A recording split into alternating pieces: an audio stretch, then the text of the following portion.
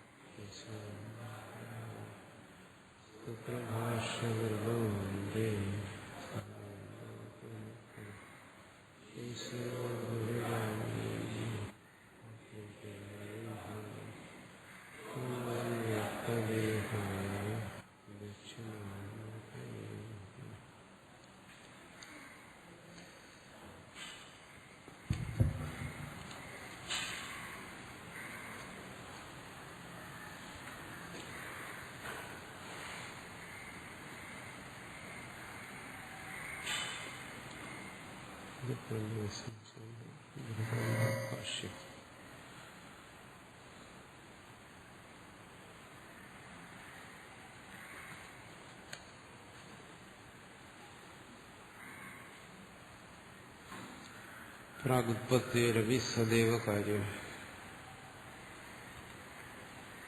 അതാണ് ഇവിടെ സമർത്ഥിക്കുന്നത്. ഉത്പത്തിക്ക് മുമ്പ് കാര്യസത്താണ്.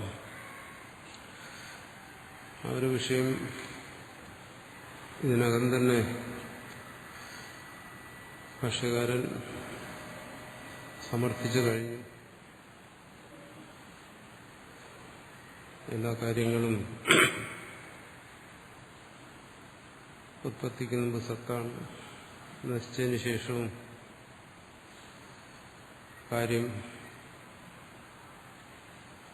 കാര്യാസ്തിത്വം. പക്ഷെ എന്നാലും അതിന് ഒരു പഴുതും കൊടുക്കാത്ത രീതിയിൽ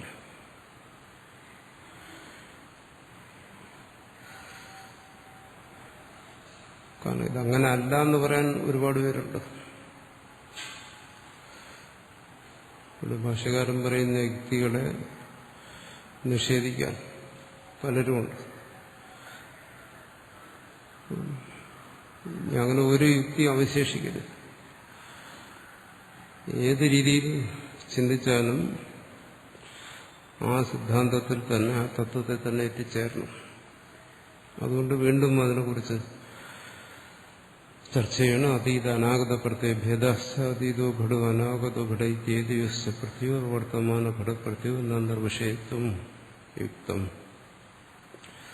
അനാഗതാർത്ഥി പ്രവൃത്തിശ്ച നഹി അസത്യർത്ഥിതയാ പ്രവൃത്തലോകേ ദുഷ്ട.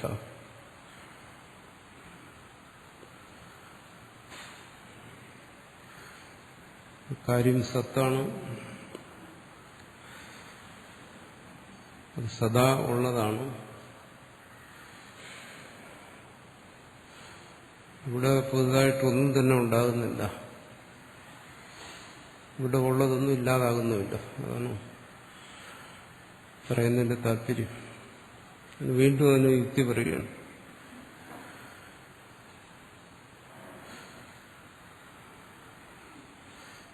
ഇല്ലാതായത്, ഇനി വരാൻ പോകുന്നത് എന്നുള്ള ഒരു വസ്തുവിനെ കുറിച്ച് പറയുമ്പോൾ ആ അറിവിന് വിഷമമായ വസ്തു ഉണ്ടല്ലോ. കാരണം അതീത പ്രത്യം അനാഗത പ്രത്യം എന്ന് പറയുന്നത് നമ്മുടെ മുമ്പിലിരിക്കുന്ന വസ്തുവിനെ കുറിച്ച് ഇതിവിടെ ഉണ്ട് എന്ന് പറയുന്നു. പറയുമ്പോൾ അറിവിന് വിഷയമായിട്ട് ആ വസ്തുവുണ്ട്. കഴിഞ്ഞതിനെ കുറിച്ച് പറയുമ്പോഴും അറിവിന് വിഷയമായിട്ട് ആ വസ്തുവുണ്ട്. ഇനി വരാൻ പോകുന്നതിനെ കുറിച്ച് പറയുമ്പോഴും അറിവിന് വിഷയമായിട്ട് ആ വസ്തുവുണ്ട്. പൊതുവെ സാമാന്യമായിട്ട് നമുക്ക് തോന്നും അത് ഇല്ലാത്തതിനെ കുറിച്ചാണ് പറഞ്ഞത്, ഇതുവരെ ഉണ്ടാകാത്തതിനെ കുറിച്ചാണ് പറഞ്ഞതെന്നൊക്കെ തോന്നും. പക്ഷെ ചിന്തിച്ചാലത് ശരിയില്ല. അവിടെ എല്ലാം അറിവിന് വിഷയമായിട്ട് വസ്തുവുണ്ട്. അല്ലെങ്കിൽ എങ്ങനെ പറയാൻ കഴിയും?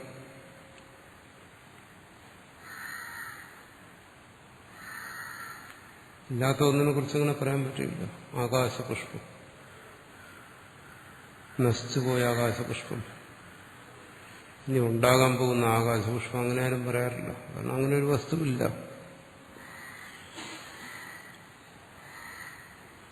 മറിച്ച് നശിച്ചു പോയത്, ഉണ്ടാകാൻ പോകുന്നതെന്നെല്ലാം വസ്തുക്കളെക്കുറിച്ച് പറയുമ്പോൾ അവിടെ എന്തിനും ഒന്നിനെ പരാമർശിക്കുന്നുണ്ടല്ലോ, ഭൂതമായി ഭാവിയിലേക്ക്. അവിടെ അറിവിന്റെ വിഷയമായിട്ട് അങ്ങനെ ഒരു വസ്തുവിനെ പരാമർശിക്കുന്നു. അവിടെ അങ്ങനെ ഒന്നുണ്ട്, ഉണ്ടെങ്കിൽ എങ്ങനെ പരാമർശിക്കാൻ പറ്റും? അതിനെക്കുറിച്ച് എന്ത് പറയുന്നത്? അസത് വിലക്ഷണമായി ഒന്നുണ്ട്. അസത് വിലക്ഷണം എന്ന് പറയുന്നത് എങ്ങനെ? ആകാശപുഷ്പം എന്ന് പറയുന്നത് പോലെയല്ല, അതിന് വ്യത്യസ്തമാണല്ലോ. ആകാശപുഷ്പം ഇല്ലാതായി, അതുണ്ടാകും എന്ന് പറയും പോലെയല്ല. അതാ ഈ വസ്തു ഇല്ലാതായി ഉണ്ടായി എന്ന് പറയുന്നു. അതാണ് അസത് വിലക്ഷണമായ ഒന്ന്. ഇത് സദാ ഉണ്ട്. അനാഗതാർത്ഥി പ്രവർത്തിച്ച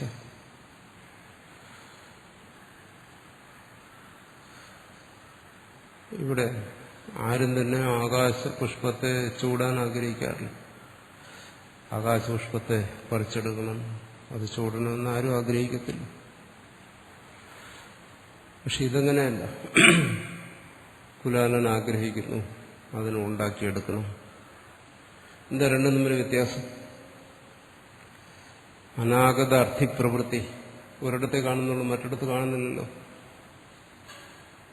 നമ്മൾ പറയുന്നു ഉണ്ടാകുന്നതിന് മുമ്പ് അത് ശൂന്യമാണെങ്കിൽ രണ്ടിടത്തും ഒരുപോലെ പ്രവൃത്തിയായിരിക്കും. അതില്ല.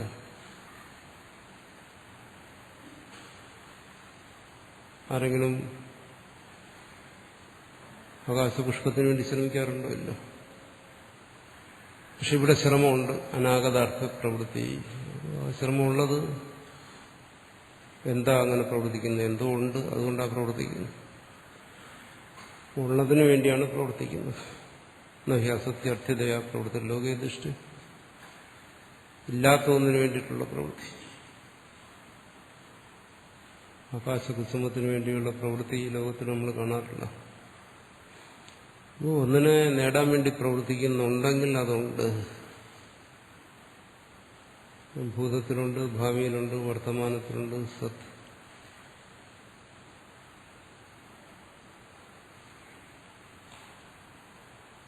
അതിനോട് പറഞ്ഞത് സദൈവ സൗമ്യതമഗ്ര ആസീ.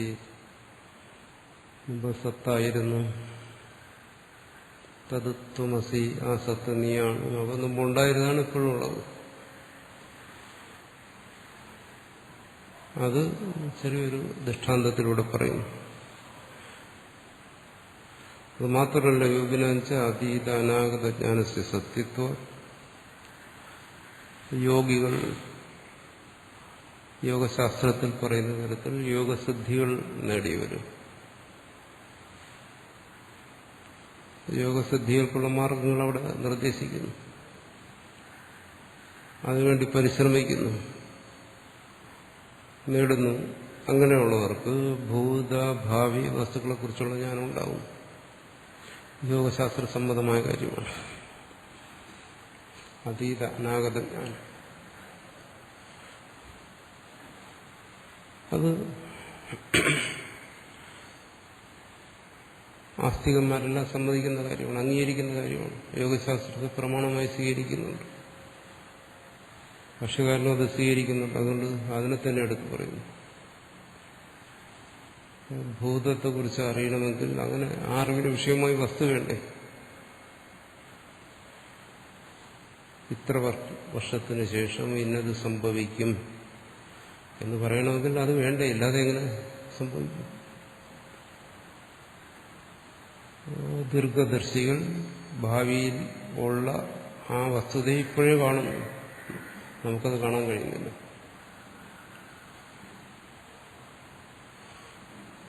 എന്തുകൊണ്ട്? ആ യോഗസിദ്ധിയില്ല. ഒരു യോഗി 1000 വർഷങ്ങൾക്ക് ശേഷമുള്ള ഒരു കാര്യത്തെ ഇപ്പോൾ കാണുന്നുണ്ടെങ്കിൽ, അറിയുന്നുണ്ടെങ്കിൽ, ആ വസ്തു ഇവിടെ ഉണ്ടല്ലോ. അല്ലെങ്കിൽ എങ്ങനെ അതിനെ അറിയുന്നത്? അതുകൊണ്ട് കാര്യം ഭാവി ഭൂതങ്ങളെക്കുറിച്ച് യോഗി അറിയുന്നതുകൊണ്ടും അതുണ്ട്.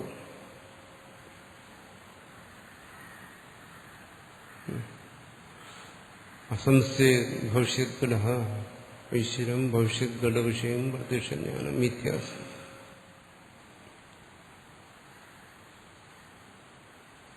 ഭവിഷ്യത്തായൊരു ഘടം എന്ന് പറഞ്ഞിരിക്കുന്ന ഒരു കാര്യത്തെ എടുത്താൽ ഏതെങ്കിലും ഒരു കാര്യം അസംശയ അങ്ങനെ ഒന്നും ഇല്ല എങ്കിൽ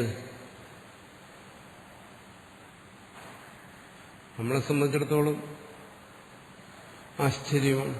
ഓ, അപ്രതീക്ഷിതമായി ഇത് വന്നു, ഇന്നത് കണ്ടു, അടുത്ത നിമിഷം എന്താ സംഭവിക്കാൻ പോകുന്നു നമുക്കൊരു പിടിയില്ല. എന്ത് സംഭവിക്കും? അതിനെ സംബന്ധിച്ചൊക്കെ ആശങ്കകളേ ഉള്ളൂ. ഉറപ്പുണ്ടോ? ആർക്കെങ്കിലും ആർക്കും തീർത്ത് പറയാൻ വയ്യ. ഇന്നത് സംഭവിക്കും, ചിലപ്പോൾ സംഭവിക്കാം, ഊഹിക്കും. ഇതങ്ങനെയല്ല. യോഗിയെ സംബന്ധിച്ചിടത്തോളം ഭവിഷ്യത് ഘട ഇന്നത് ഇന്ന സമയത്ത് സംഭവിക്കുമെന്ന് നിശ്ചിതമായ ഞാൻ കൃത്യമായിട്ടറിയാം. അതാണ് യോഗ സിദ്ധി എന്ന് പറയുന്നത്.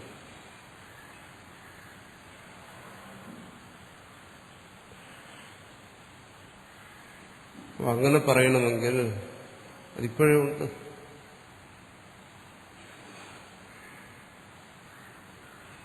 അത് ഇനി ഉണ്ടായി വരുന്നല്ല, ഇപ്പോൾ ഉള്ളത് തന്നെ, ഭാവിയിലും ഉണ്ട്.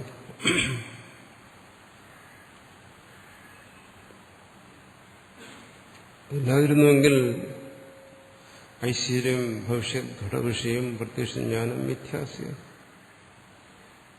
യോഗിക്ക് മാത്രമല്ല, ഈശ്വരന്റെ സൃഷ്ടിസ്ഥിതി സംഹാരങ്ങളെല്ലാം അറിയുന്ന ഈശ്വരൻ ഭാവിയെക്കുറിച്ച് അറിയുന്ന ആളാണ്. ഇവിടെ ഈശ്വരൻ എന്ന് പറയുമ്പോൾ ഉദ്ദേശിക്കുന്നത് സർവജ്ഞനായ ഈശ്വരനാണ്. ഈ സാറിന് ഈ പൊട്ട കഥകളിൽ പറയുന്ന ഈശ്വരനല്ല.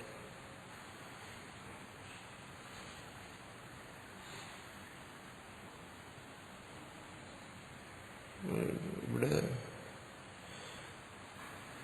നമ്മുടെ ശാസ്ത്രീയമായ സങ്കല്പത്തിൽ ഈശ്വരൻ സർവജ്ഞനാണ്.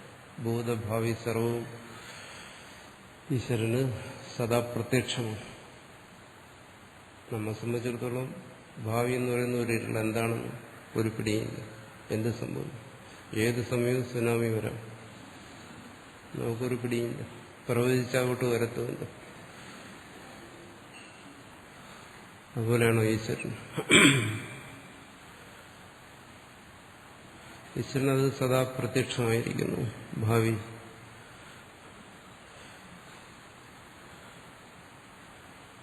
അതാണ് സർവജ്ഞത എന്ന് പറയുന്നത്.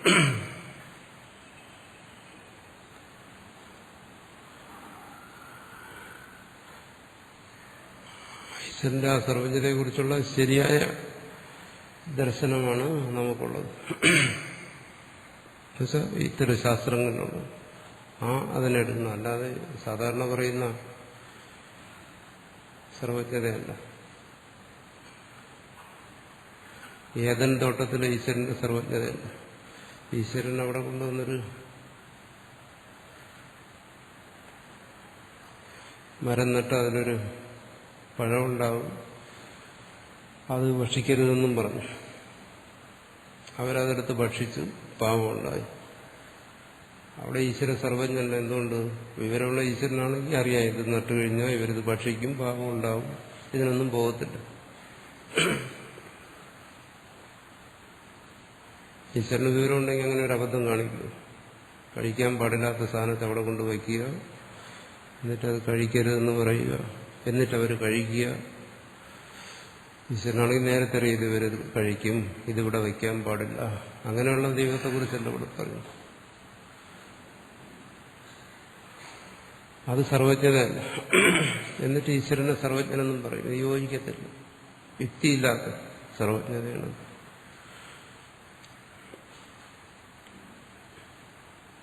പിന്നെ അതൊക്കെ വിശ്വസിക്കണം. കൊച്ചുകുട്ടികളുടെ അടുത്ത് പറയാം അങ്ങനെ ഒരു ദൈവമുണ്ട്, ആ ദൈവം അത് കഴിക്കരുതെന്ന് പറഞ്ഞു, അത് കഴിച്ചു, അതുകൊണ്ട് മനുഷ്യൻ പാപിയായി എന്നൊക്കെ പറയും. ശുദ്ധാസംബന്ധം. ഇവിടെ പറയുന്നത് അങ്ങനെയല്ല, സർവവിഷയജ്ഞാനം സദാ പ്രത്യക്ഷമായിരിക്കുന്നതാണ് ഈശ്വരൻ.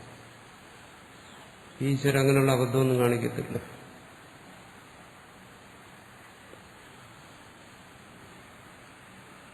അതാണ് ഐശ്വര്യം ഭവിഷ്യത് ഘടവിഷയം പ്രത്യക്ഷജ്ഞാനം.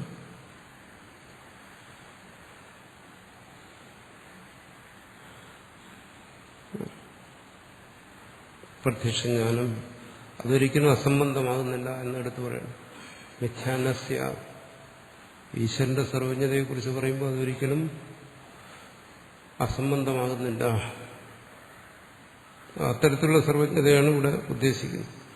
അത് അപ്രമാണമാകത്തില്ല, ആർക്കും ചോദ്യം ചെയ്യാൻ പറ്റത്തില്ല. കുട്ടികൾ ചോദിക്കത്തില്ല എന്താ ഈശ്വരനത് അറിയത്തില്ലായിരുന്നു, അതവിടെ വെച്ചാൽ പിള്ളേരുടെ അടുത്ത് തന്നെ ദോഷമുണ്ടാകുമെന്ന് അറിഞ്ഞുകൊണ്ട് എന്തിനാ ഈശ്വരൻ അതവിടെ കൊണ്ടുവച്ചു. ഇങ്ങനെയൊന്നും ചോദിക്കാൻ അവസരമില്ല ഇവിടെ.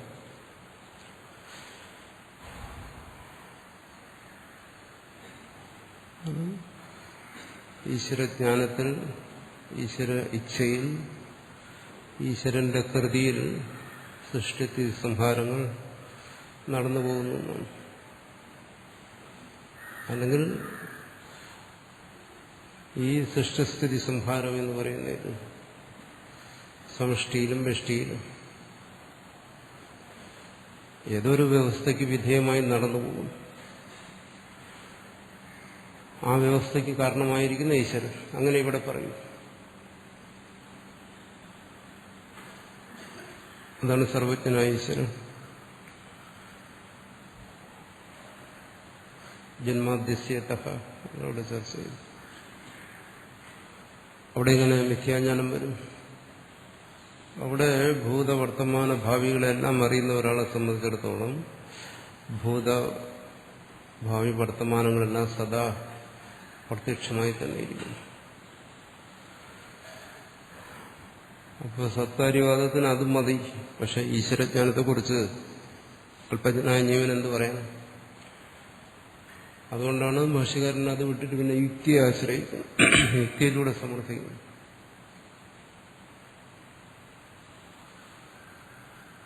ഒരു ചേതനന്റെ സാന്നിധ്യം കൂടാതെ സൃഷ്ടി സംഹാരം നടക്കത്തില്ല.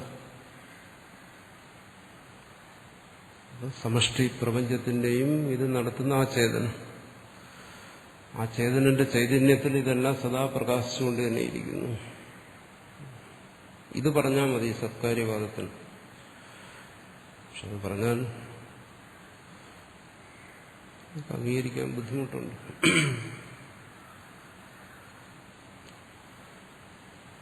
അതുകൊണ്ടാണ് വീണ്ടും യുക്തിയിലേക്ക് പോകുന്നത്. പിന്നെ യോഗിയുടെ ജ്ഞാനം പറഞ്ഞാലും പൂർണ്ണമല്ല. യോഗിക്ക് അതീത അനാഗത ജ്ഞാനം ഉണ്ടാവും, പക്ഷെ എപ്പോഴും ഉണ്ടായിക്കൊള്ളണമെന്നില്ല. ചിലപ്പോൾ ഉണ്ടാകാതെയും പോകും.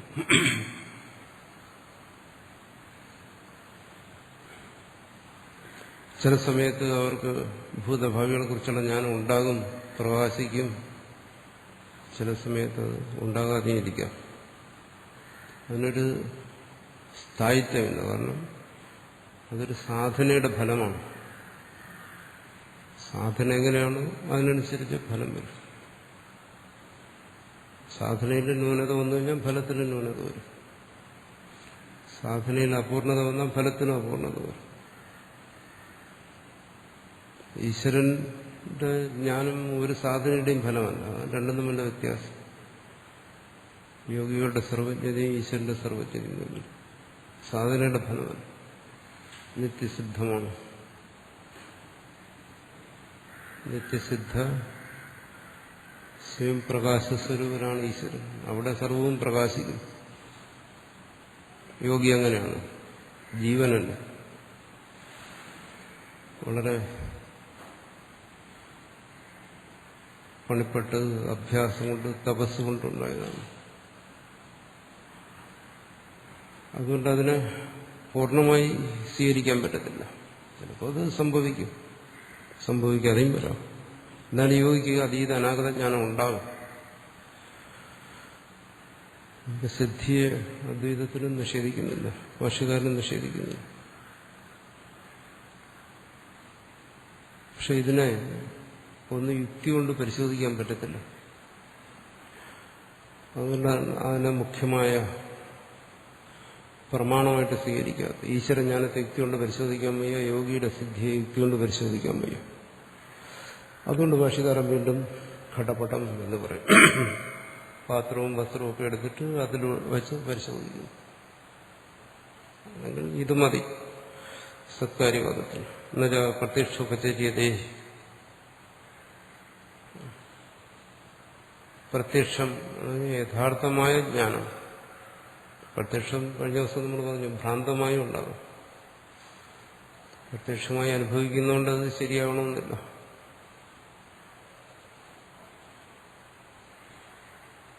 പ്രതിദിനം ചലിക്കാത്ത സൂര്യനെ ചലിക്കുന്നതായിട്ട് നമ്മുടെ പ്രത്യക്ഷാനുഭവമാണ്. എന്താ അത് സത്യാനുഭവമാണ്. അല്ല, പക്ഷെ യഥാർത്ഥ ജ്ഞാനം പ്രത്യക്ഷത്തിൽ അതിന് ബാധ സംഭവിക്കുന്നില്ല, അതിനെ മറ്റൊന്നുമായി മാറ്റാൻ കഴിയുന്നില്ല.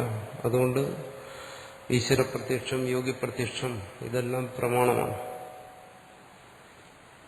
ഈ കാര്യങ്ങളെല്ലാം അനാദിരനന്തമാണ്. സൃഷ്ടി അനാദി അനന്തമാണ്. ആ സൃഷ്ടി സത്താണ്. കേവലം സത്തിലെ ആവിർഭാവ തിരോഭാവങ്ങളാണ് സൃഷ്ടി. അത് സദാത്മന സദാ സ്ഥിതി ചെയ്യുന്നു.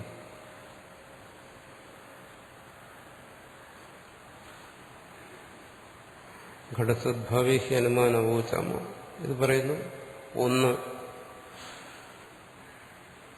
ഈശ്വരജ്ഞാനം മുഖ്യം. ആസ്തികന്മാരെ സ്വീകരിക്കും, അല്ലാത്തവർ ഈശ്വരനെ കൂടി അംഗീകരിക്കാത്ത ഈശ്വരജ്ഞാനത്തെ അംഗീകരിക്കും. രണ്ട്, യോഗി പ്രത്യക്ഷം. മൂന്നാമത് യുക്തി. അത് മുൻപ് തന്നെ പറഞ്ഞു കഴിഞ്ഞു. ഭാഷ്യകാരൻ പറയുകയാണ്.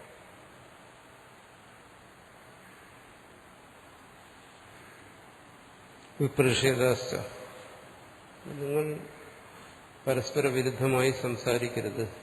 എന്താണ് പരസ്പര വിരുദ്ധമായി പറയുന്നത്? മുമ്പുണ്ടായിരുന്നില്ല, ഇപ്പോൾ ഉണ്ട്, നാളെ ഇല്ലാതാകും.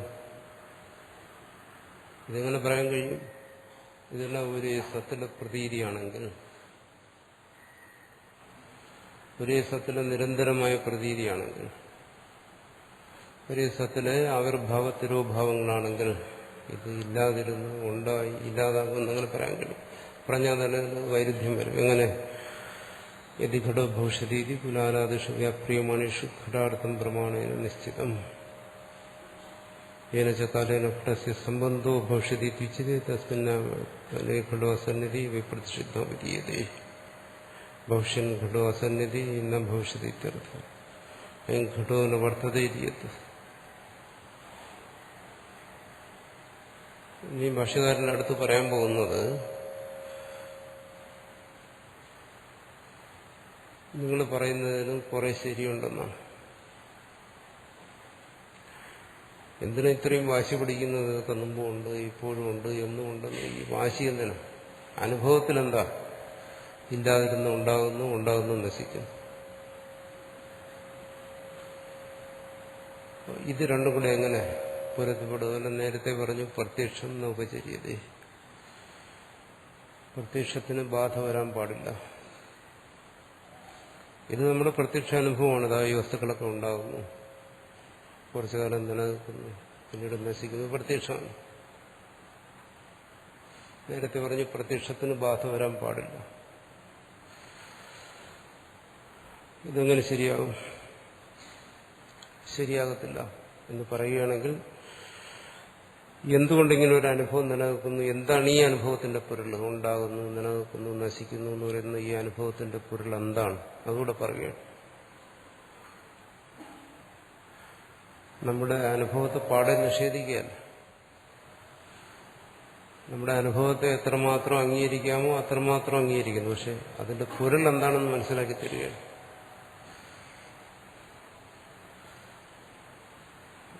കാര്യത്തെ നമ്മുടെ യുക്തിയിലൂടെ അങ്ങ് അടിച്ചേൽപ്പിക്കുക, അത് നിലനിൽക്കില്ല. കാരണം അതിലും വലിയ യുക്തി വന്നു കഴിഞ്ഞാൽ പിന്നെ അത് നിലനിൽക്കത്തില്ല.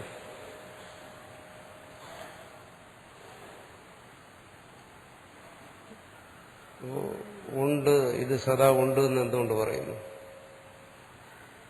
ഇത് ഇല്ല എന്നും കുറച്ച് പേര് പറയുന്നുണ്ടല്ലോ, അവരൊക്കെ മണ്ടന്മാരാണ്. അനുഭവത്തെ മുൻനിർത്തി പറയുന്നു, ഇതില്ലായിരുന്നു, ഉണ്ടായി, നശിക്കുന്നു. അതെന്തുകൊണ്ടങ്ങനെ പറയുന്നു? ഉണ്ടെന്ന് പറയുന്നത് എന്തുകൊണ്ട്? രണ്ടിനെയും ഇവിടെ ചുരുക്കി പറയുന്നു. യതി ഘടോ ഭവിഷ്യതി കുലാലാദിഷു വ്യാപ്രമണേഷു ഘടാർത്ഥം പ്രമാണേന നിശ്ചിതം. ഒരു കുലാലന് പണിയെടുക്കുകയാണ്, പാത്രം ഉണ്ടാക്കുക. ഒരാളായിട്ട് മുമ്പിൽ അത് നോക്കിയിരിക്കുകയാണ്. എന്താണ് കുലാലന്റെ പണി നോക്കുകയാണ്. അയാൾ എന്തൊക്കെയാണ് ചെയ്യുന്നത്? വ്യാപ്രിയമാണേഷു, അയാളുടെ പ്രവൃത്തി എന്തൊക്കെയാണ്? നേരത്തെ പറഞ്ഞു കാരക വ്യാപാരങ്ങൾ. എനിക്കിത് ഉണ്ടാക്കണമെന്ന് അയാൾ മനസ്സിൽ സങ്കല്പിക്കുന്നു, മണ്ണ് കൊണ്ടുവരുന്നു, കുഴയ്ക്കുന്നു, വെള്ളം കൊണ്ടുവരുന്നു, ഒരുപാട് ജോലികൾ ചെയ്യുന്നു. എന്താ അവിടെ അതുണ്ടായിട്ടാണോ ഇത്രയും പണിയെടുക്കുന്നത്? അവിടെ ഇല്ലാത്തതുകൊണ്ടല്ലേ ഈ പണിയെടുക്കുന്നു. ഇവിടെ ഭവിഷ്യതീതി. അപ്പോൾ അയാളുടെ മനസ്സിലെന്താണ്? ഇതുണ്ടാകും, ഞാനിത്രയും ജോലി ചെയ്തു കഴിഞ്ഞാൽ ഇതുണ്ടാകും, നാളെ ഇങ്ങനെ ഒരു വസ്തു ഇവിടെ ഉണ്ടാകും എന്ന് കരുതി വ്യാപ്രിയമാണേഷു ഘടാർത്ഥം വ്യാപ്രിയമാണേഷു പ്രമാണേന നിശ്ചിതം. അയാളെ സംബന്ധിച്ചിടത്തോളം ഉണ്ടാകാൻ പോകുന്ന പാത്രത്തെക്കുറിച്ച് യാതൊരു സംശയവുമില്ല. അനന്ത ഇത്ര ഉറപ്പിച്ചത് ചെയ്യുന്നത്? ഉണ്ടാകാൻ പോകുന്ന സാധനത്തെക്കുറിച്ച് കാണുന്നവന് ചിലപ്പോൾ അതിശയമായിരിക്കും, സംശയം വരും. എന്താ ഇയാൾ ചെയ്യാൻ പോകുന്നത്? ഇയാൾ ചെയ്താൽ എന്താ ഉണ്ടാകുന്നത്? ചെയ്യുന്നവനാ സംശയം വരുന്നുണ്ടോ? അയാളുടെ മനസ്സിൽ വ്യക്തമായിട്ടും ഭാവിയിൽ ഉണ്ടാകാൻ പോകുന്നതിന്റെ രൂപമുണ്ട്. ആ രൂപത്തിനനുസരിച്ചാണ് അയാളുടെ പ്രവൃത്തി. തന്റെ അറിവിന് വിഷയമായിരിക്കുന്ന വസ്തുവിനനുസരിച്ചാണ് പ്രവൃത്തി. എന്നല്ലേ വസ്തു ഉണ്ടാകത്തുള്ളൂ. ഒന്നിനെ വിചാരിച്ചുകൊണ്ട് മറ്റൊന്നുണ്ടാകിയാൽ അതുണ്ടാകുന്നില്ല.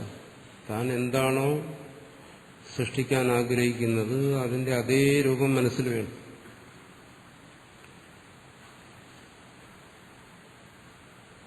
ഏത് ആ രൂപം എവിടെ ഇരിക്കുന്നു? ഭാവിയിൽ ഉള്ള ആ വസ്തുവിന്റെ സത്ത അതയാൾ മനസ്സിൽ കാണും. ഭാവിയിൽ വരാൻ പോകുന്ന പാത്രം ഉണ്ട് അവിടെ അയാളെ സംബന്ധിച്ചുണ്ട്. അതിനയാൾ വെളിപ്പെടുത്തുകയാണ്.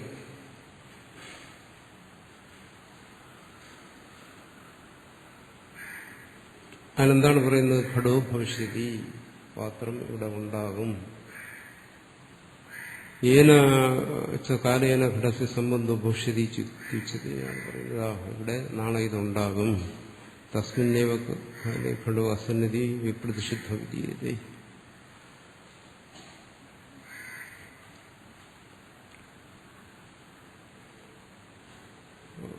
നാളെ ഇത് ഇല്ല എന്ന് പറഞ്ഞ് ആരെങ്കിലും പാത്രം ഉണ്ടാക്കും? അങ്ങനെ ആരെങ്കിലും ഉണ്ടാക്കിയിട്ടുണ്ടോ? നാളെ ഇതില്ല. നിങ്ങളെന്താ പറയുന്നത്? ഇതിപ്പോ ഇവിടെ നിങ്ങൾ ഉണ്ടാക്കിക്കഴിഞ്ഞ് ഇപ്പോൾ ഉണ്ട്, ഉണ്ടാക്കിയില്ലെങ്കിൽ ഇല്ല എന്നല്ലേ നിങ്ങൾ പറയുന്നു. അങ്ങനെയാണ് കുലാലിന്റെ അഭിപ്രായം. അങ്ങനെയല്ല, നാളെ ഇത് ഉണ്ടാകും. ഭാവികാല പ്രയോഗമൊന്നേ ഉള്ളൂ. അതിന്റെ അസ്തിത്വത്തിൽ ഭാവി ഭൂതമൊന്നുമില്ല. നാളെ ഇത് ഉണ്ടാകും, നാളത്തെ ഉണ്മ അതിനെ കണ്ടുകൊണ്ടാണ് അയാളുടെ പ്രവൃത്തി. മറിച്ച് നാളെ ഇത് ഉണ്ടാകത്തില്ല, നാളെ ഇതില്ലാത്തതാണ് എന്ന് കരുതി പ്രവർത്തിക്കാറില്ല. എന്തുകൊണ്ട്? ആ വസ്തുവിന്റെ ഭാവികാല അസ്തിത്വത്തെ മുൻകൂട്ടി തന്നെ അംഗീകരിക്കുന്നു. എന്തുകൊണ്ട് നിഷേധിച്ചൂടെ? നാളെ ഇത് ഉണ്ടാകത്തില്ല. എന്താ നിഷേധിക്കാൻ വയ്യാതെ? അതവിടെ ഉള്ളതുകൊണ്ടാണ്. നാളെ അത് ഉള്ളതുകൊണ്ട്. അതെങ്ങനെയാ? തന്റെ തന്നെ പ്രതീതിക്ക് വിഷയമായിട്ട് അതവിടെ ഉണ്ട്. അതുകൊണ്ടാണ് ഇല്ല എന്ന് നമുക്ക് പറയാൻ പറ്റാത്തത്. കുലാലിന് പറയാൻ കഴിയുന്നില്ല, ഇല്ല നാളെ ഇതുണ്ടാകത്തില്ല, അത് പറയാൻ കഴിയുന്നില്ല. അപ്പോ ഘടോ ഭവിഷ്യതി എന്നുള്ള ഭാവി പ്രതീതി അതിനെ നിഷേധിക്കുന്ന ന ഭവിഷ്യതി എന്നുള്ള പ്രതീതി ഇല്ലാത്തതുകൊണ്ട്. എങ്ങനെ ഭവിഷ്യൻ ഘടോ അസന്നിധി ന ഭവിഷ്യതി, അങ്ങനെ ഉണ്ടാകത്തില്ല ഒരിക്കലും. നാളെ ഉണ്ടാകാൻ പോകുന്ന ഇത് ഇല്ലാത്തതാണ്, അങ്ങനെ പറയാൻ പറ്റില്ല. നാളെ ഉണ്ടാകാൻ പോകുന്ന അവിടെ ഉണ്ട്, എങ്ങനെ പറയാൻ കഴിയും? ഭവിഷ്യൻ ഘടോ അസന്നിധി ന ഭവിഷ്യതി, ഉണ്ടാകാൻ പോകുന്നത് ഇല്ല എന്ന് പറയില്ല, ഉണ്ടാകാൻ പോകുന്നത് ഉണ്ടെന്നാണ്. മറിച്ച് പറയുകയാണെങ്കിൽ ഇപ്പൊ എന്റെ മുമ്പിൽ പുസ്തകം ഇരിക്കുകയാണ്, എനിക്ക് പറയാൻ കഴിയുമോ ഇതാ എന്റെ മുമ്പിലിരിക്കുന്ന ഈ പുസ്തകം ഇല്ലാത്തതാണ്? എന്തുകൊണ്ടാണ്? കാരണം ഇതിന്റെ അസ്തിത്വമാണ് പ്രത്യക്ഷ വിഷയമായി ഇവിടെ ഉണ്ടെന്നാണ്. ഇത് ഉണ്ട് എന്നുള്ള പ്രത്യക്ഷമായ അനുഭവം ഇരിക്കുക, ഇതില്ലെന്ന് അങ്ങനെ പറയാൻ കഴിയും. എങ്ങനെയും നിഷേധിക്കാൻ കഴിയും, അത് കഴിയത്തില്ല. അതുപോലെ തന്നെ ഭാവിയിൽ ഉണ്ടാകുമെന്ന് പറയുന്നതിനും ഭാവിയിൽ ഇല്ല എന്ന് നിഷേധിക്കാൻ കഴിയില്ല. അയം കുട്ടമെന്ന വർത്തത ഇരിക്കും.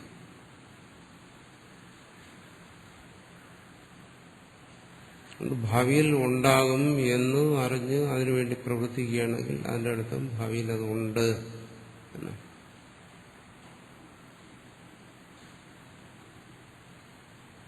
ശരി, യുക്തിയിലൂടെ ഈ പറയുന്നത് ബോധ്യപ്പെടുന്നുണ്ട്, ഇപ്പോഴും ഉണ്ട്, ഭാവിയിലും ഉണ്ട്. പക്ഷെ അത് ഉണ്ടായി വരുന്നത് വരെ കുലാലൻ ഈ പ്രവൃത്തിയെല്ലാം ചെയ്തുകൊണ്ടിരിക്കുമ്പോഴും നിങ്ങൾ പറയുന്നുണ്ടെന്നാണ്. ഉണ്ടെങ്കിൽ ഒരു കാര്യം ചെയ്യുക, ഈ പ്രവൃത്തി ചെയ്തുകൊണ്ടിരിക്കുമ്പോൾ ഉള്ള ആ പാത്രം കൊണ്ട് കുറച്ച് വെള്ളം കൊണ്ടുവരും, അത് നടക്കും. അതാണ് അടുത്ത ചോദ്യം. കൊണ്ടുകൊണ്ട് നിങ്ങൾ യുക്തിയിലൂടെ സമർത്ഥിക്കുന്നു. ശരി, സമ്മതിക്കും. നേരത്തെ പറഞ്ഞല്ലോ പ്രത്യക്ഷമാണ് മുഖ്യം. അപ്പോൾ കുലാലനിരുന്ന് പണി ചെയ്യുകയാണ്, മണ്ണ് കുഴയ്ക്കുന്നു, പാത്രം ഉണ്ടാക്കുന്നു, ശ്രമിക്കുന്നു. ഇതെല്ലാം ചെയ്യുമ്പോൾ അവിടെ ആ മണ്ണുരുളയിൽ ഇതുണ്ടെന്നാ പറയുന്നത്. അങ്ങനെയാണെങ്കിൽ ഒരു കാര്യം ചെയ്യും, അതുകൊണ്ട് കുറച്ച് വെള്ളം കൊണ്ടുവരും എന്ന് ഞാൻ സമ്മതിക്കും. അതുകൊണ്ട് ചെയ്ത് കാണിക്കണം, അതുകൊണ്ട് പാകം ചെയ്യും. അതിന് കുലാലം പാത്രം ഉണ്ടാക്കുന്നതുവരെ പ്രതീക്ഷിച്ചിരിക്കരുത്, ഇപ്പം വേണം. ഈ പണി നടന്നുകൊണ്ടിരിക്കുമ്പോൾ പാകവും നടക്കും ആ പാത്രം കൊണ്ട്.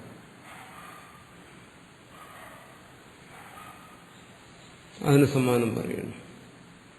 അത പ്രാഗുത്പത്തേ ഘടോസന്നിധിച്ചേത് ഘടാർത്ഥം പ്രവൃത്തേഷു കുലാദിഷു തത്ര യഥാ വ്യാപാരൂപേണ വർത്തമാന തവത് കുലാലാദേഹ തഥാ ഘടോന വർത്തതീതി അസശബ്ദസ്യ അർത്ഥസ്യ എന്ന വിരുദ്ധ പറയുന്നു. നിങ്ങളീ പറയുന്നതിനോട് ഞങ്ങൾ യോജിക്കുന്നു. സിദ്ധാന്തി പറയുകയാണ്, ഇപ്പോ പാത്രം ഉണ്ടാക്കാൻ വേണ്ടിയിട്ട് വളരെ കഠിനമായ പ്രവർത്തനം ഈ കുലാലൻ ചെയ്തുകൊണ്ടിരിക്കുമ്പോൾ ഈ സമയത്ത് ഞങ്ങളുണ്ടെന്ന് പറയുന്ന ആ പാത്രം കൊണ്ട് വെള്ളം കൊണ്ടുവരാൻ സാധിക്കത്തില്ല, പാചകവും നടക്കത്തില്ല. ഞങ്ങൾ സംബന്ധിക്കുന്നു അർത്ഥക്രിയാകാരിത്വം ഇല്ല.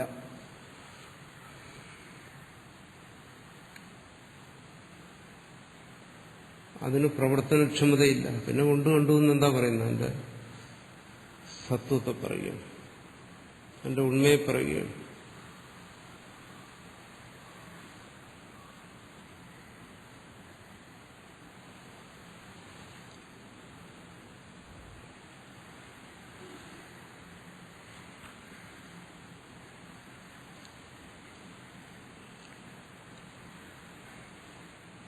പ്രഗത്പത്തേർ ഘടൻ അസന്നിച്ചതേ ഘടാർത്ഥം പ്രവൃത്തേഷു കുലാലാദിഷു. കുലാലനും മറ്റും അതുണ്ടാക്കാൻ ശ്രമിക്കുന്നു, ഉണ്ടായിട്ടില്ല. അപ്പോൾ നിങ്ങൾ പറയുന്നു ഇല്ല എന്ന് പറയുന്നു. തത്ര യഥാ വ്യാപാരൂപേണ വർത്തമാന കുലാലാദേഹ തഥാ ഘടോന വർത്തതേ. അപ്പോൾ മണ്ണ് കുഴയ്ക്കുന്നു, പ്രവൃത്തികൾ ചെയ്തുകൊണ്ടിരിക്കുന്നു. മണ്ണിൽ ഈ പ്രവൃത്തികളെല്ലാം നടന്നുകൊണ്ടിരിക്കെ അവിടെ അർത്ഥക്രിയാകാരിത്വം, വ്യവഹാരക്ഷമതയുള്ള പാത്രം അവിടെ ഇല്ല എന്ന് പറയുമ്പോൾ എന്താണ്? ആ പാത്രത്തിലുള്ള വ്യവഹാരക്ഷമതയെ നിങ്ങൾ നിഷേധിക്കുകയാണ്. അങ്ങനെ വന്നു കഴിഞ്ഞാൽ അസശബ്ദസ്യ അർത്ഥച്ചെന്ന വിരുദ്ധി, അതാണ് നിങ്ങൾ അസത്തെന്ന് പറയുന്നതുകൊണ്ട് ഉദ്ദേശിക്കുകയാണെങ്കിൽ ഞങ്ങൾ അദ്വൈതീയമായിട്ട് യാതൊരു വിരുദ്ധം. അദ്വൈതത്തിലെ മുഖ്യമായൊരു കാര്യമാണ് ഈ പറയുന്നത്. ബ്രഹ്മസത്യം ജഗത് മിഥ്യ എന്നൊക്കെ പറയുന്നത് ഈ താല്പര്യത്തിലാണ്.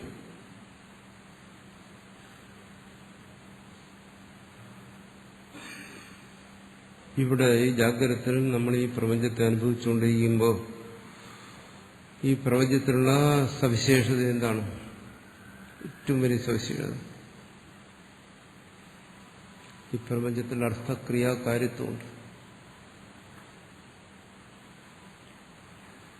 പിന്നെ ഇതെല്ലാം വിട്ട് ജാഗ്രത സ്വപ്നങ്ങളൊക്കെ വിട്ട് ഗാഠനിദ്രയിലേക്ക് പോകുമ്പോഴോ അവിടെ അർത്ഥക്രിയാകാരിത്വമുള്ള ഇതവിടെ ഇല്ല, ഈ പ്രപഞ്ചം അവിടെ ഇല്ല. ഇവിടെ നടക്കുന്ന കൊടുക്കൽ വാങ്ങലുകളും വ്യാപാരങ്ങളും ഒന്നും അവിടെ നടക്കുന്നുണ്ട്. സദാ സൗമ്യതദാ സമ്പന്നോ ഭവതി ഏകീഭൂതോ ഭവതി. ഉടേകമായിരിക്കുന്നു, വ്യവഹാരശൂന്യമായിരിക്കുന്നു. ജാഗ്രത സ്വപ്നങ്ങളിലേക്ക് വരുമ്പോൾ ഇവിടെ വ്യവഹാരം.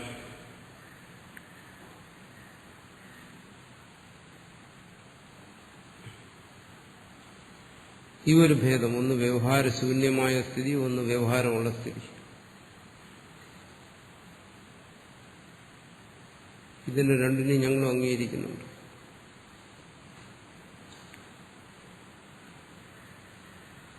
ഇതെല്ലാം സത്താണ്, സദേവ, നീ അത് സത്താണ്. എന്നിങ്ങനെ സത്തിനെ ഉറപ്പിക്കുമ്പോൾ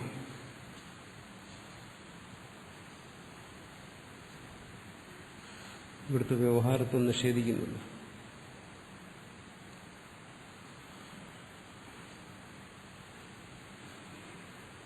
മിഥ്യ എന്ന് പറയുമ്പോൾ ഈ വ്യവഹാര നിഷേധമാണെന്ന് നമ്മൾ ധരിക്കുന്നിടത്താണ് അബദ്ധം. അത് വ്യവഹാര നിഷേധമല്ല.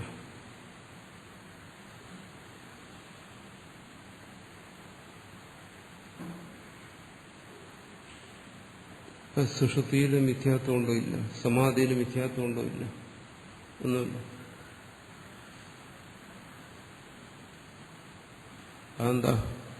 സത്യത്തിൽ, അദ്വൈതത്തിൽ എങ്ങനെ സത്യവും മിഥ്യയും വരുന്നു?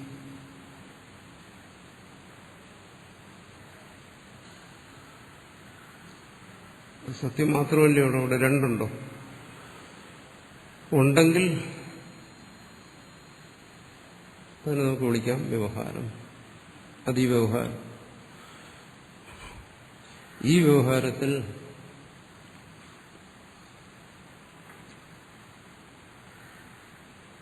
സ്ഥിതി ചെയ്തുകൊണ്ട് ഈ വ്യവഹാരത്തിന് ആധാരമായിരിക്കുന്ന സത്യമാണ് എന്ന് മനസ്സിലാക്കിക്കൊണ്ട് ഈ വ്യവഹാരത്തെ നിഷേധിക്കാൻ പറ്റത്തില്ല.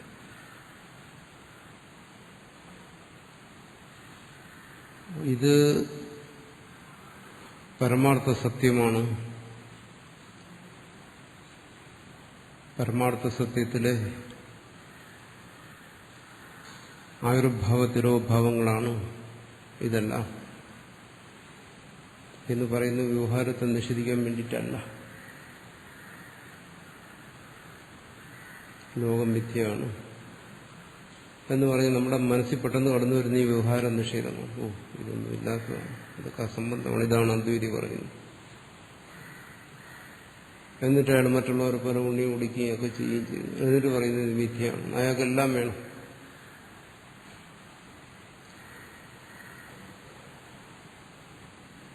എന്നിട്ട് അയാൾ പറയുന്നത് ഇത് മിഥ്യയാണ്. അപ്പോൾ മിഥ്യ എന്നുള്ളതുകൊണ്ട് വ്യവഹാര നിഷേധമാണ് എന്ന് ധരിച്ചിട്ടാണ് പറയുന്നത്. അതല്ല.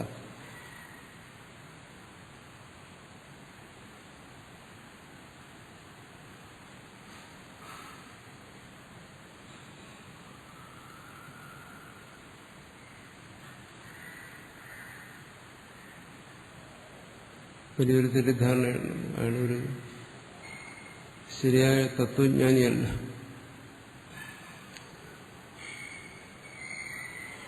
എന്തുകൊണ്ടല്ല? കാരണം ഒരു തത്വജ്ഞാനി എല്ലാം വിട്ടിട്ട് സുഷുപ്തി പോലെ അല്ലെങ്കിൽ സമാധിയിൽ ഇങ്ങനെ ഇരിക്കുന്ന ആളായിരിക്കും. അവിടെ ഒരു വ്യവഹാരം സംഭവിക്കാൻ പാടില്ല. കാരണം തത്വജ്ഞാനിയെ സംബന്ധിച്ച് തത്വം മാത്രമല്ലേ ഉള്ളൂ, വ്യവഹാരമില്ലല്ലോ. അപ്പോൾ തത്വനിഷ്ഠനായിരിക്കുമ്പോൾ അവിടെ വ്യവഹാരശൂന്യത വരണം. അതുകൊണ്ട് തത്വനിഷ്ഠയ്ക്ക് വേണ്ടി ഒരാൾ വ്യവഹാരശൂന്യത ആഗ്രഹിക്കുന്നു.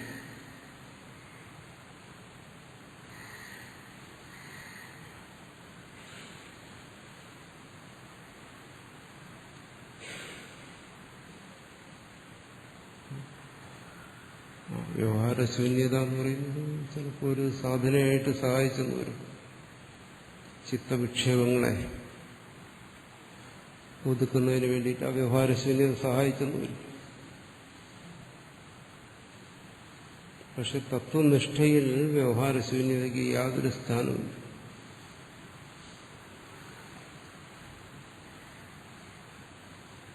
കാരണം തത്വജ്ഞനെ സംബന്ധിച്ചിടത്തോളം വ്യവഹാരം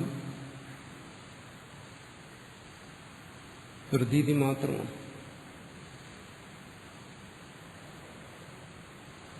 ആ വ്യവഹാര പ്രതീതി തത്വനിഷ്ഠയെ ഭഞ്ജിക്കുന്നതല്ല, ഇല്ലാതാക്കുന്നതല്ല.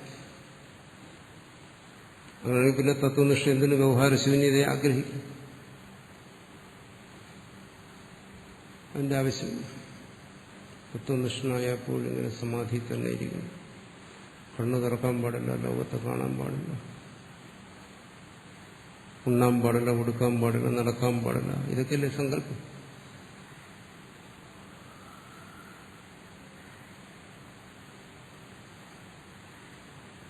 അതുകൊണ്ട് തന്നെ എന്തെങ്കിലും അസുഖമൊക്കെ പിടിപെട്ടു മാനസികമായി. വ്യവഹാരം ഒന്നും അസാധ്യമായി അസ്തപ്രജ്ഞന്മാരായി കിടക്കുന്നവർക്ക് സിദ്ധന്മാരെന്നും പറഞ്ഞു, ജ്ഞാനികളെന്ന് പറഞ്ഞു ആദരിക്കുന്നു. അതിന്റെ സങ്കല്പം അതായതുകൊണ്ടാണ്. ഇതാണ് വ്യവഹാരശൂന്യതയാണ് തത്വജ്ഞത എന്നുള്ളത്.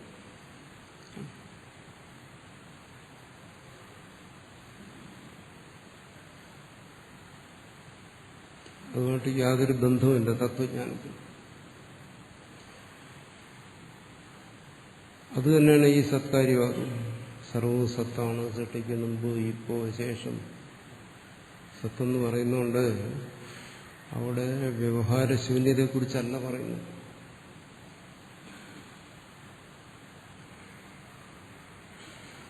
സത്തിൽ വ്യവഹാരങ്ങൾ നടക്കും,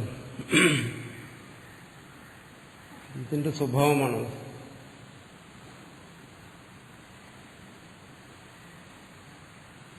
സമുദ്രത്തിൽ തിരയുണ്ടാകുക, അലയുണ്ടാകുക എന്ന് പറയുന്നത് എന്താ? സമുദ്രത്തിന്റെ ദോഷം വന്നുമാണ്.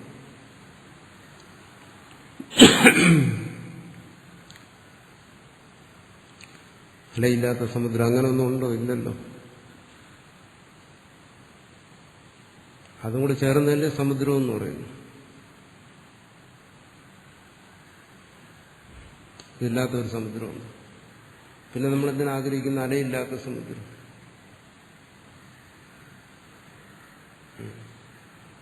എന്നാലും നമ്മൾ പറയൂ അലകളൊന്നും ഇല്ലാതിരുന്നെങ്കിൽ സമുദ്രം എത്ര ശാന്തമായിരുന്നെന്ന്.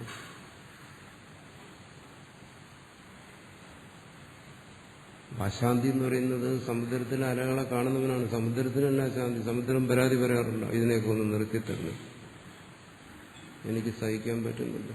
പിന്നെ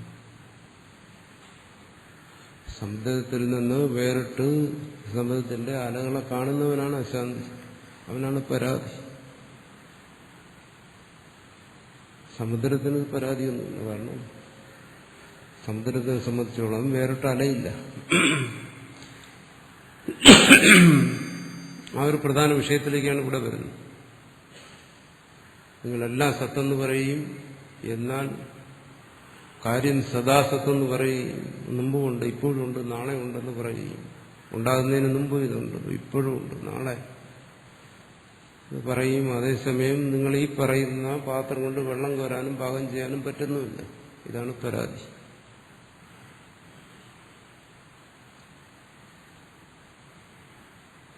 ആണ് ഘടാർത്ഥം പ്രവൃത്തിയേഷു കുലാലാദിഷു.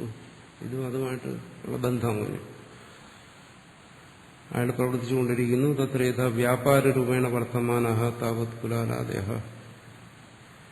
അവിടെ അയാൾ പ്രവർത്തിച്ചുകൊണ്ടിരിക്കുന്നു, ഒരുപാട് പണിയെടുക്കുന്നു, അടുത്ത് ഉണ്ടാകാൻ പോവുകയാണ്. തഥാ ഘടോന വർത്തതേ. അപ്പോൾ നിങ്ങൾ പറയുന്നു, ഇതാ എനിക്ക് ആവശ്യമുള്ള സാധനം ഇവിടെ ഇല്ല. നിങ്ങൾ പറയുമായിരിക്കും.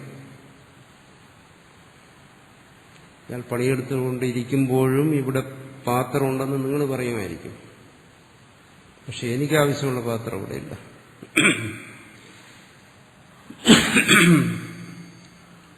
എന്ന് പറയുകയാണെങ്കിൽ അസശബ്ദസ്യ അർത്ഥസ്യ.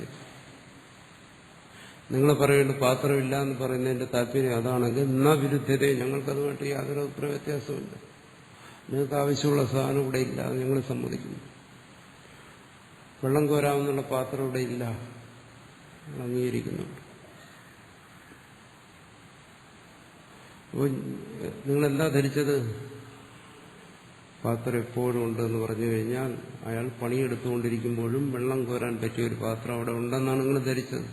അങ്ങനെ ഞങ്ങൾ പറയുന്നു നിങ്ങൾ ധരിച്ചത്. അതല്ല ഞങ്ങൾ പറയുന്നു.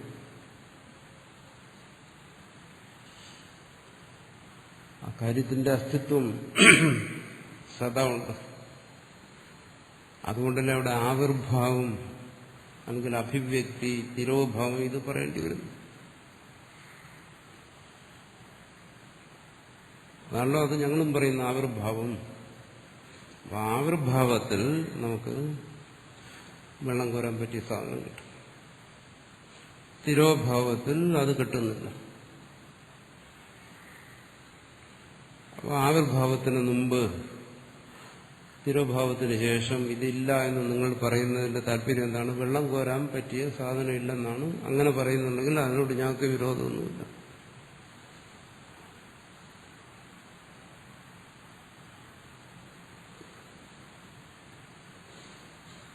പ്രാതീതികം, പ്രതീതിസിദ്ധം എന്ന് വെച്ചാൽ അനുഭവസിദ്ധമായ ഒരു കാര്യത്തിനെ യൗക്തികമായി നിഷേധിക്കുകയല്ല ഞങ്ങൾ ചെയ്യുന്നു.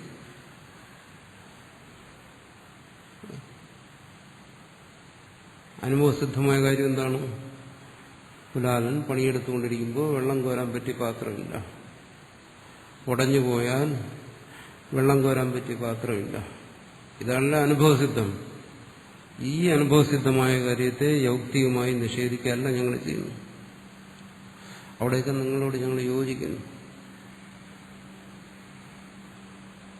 പക്ഷെ ഞങ്ങൾ പറയുന്നതിന് ഇത്രയേ ഉള്ളൂ, അവിടെ നിങ്ങൾ ധരിക്കുന്നത് പോലെ ആരംഭവാദം അടുത്ത് അതിനെക്കുറിച്ച് അതിനെ നിഷേധിക്കുന്നു.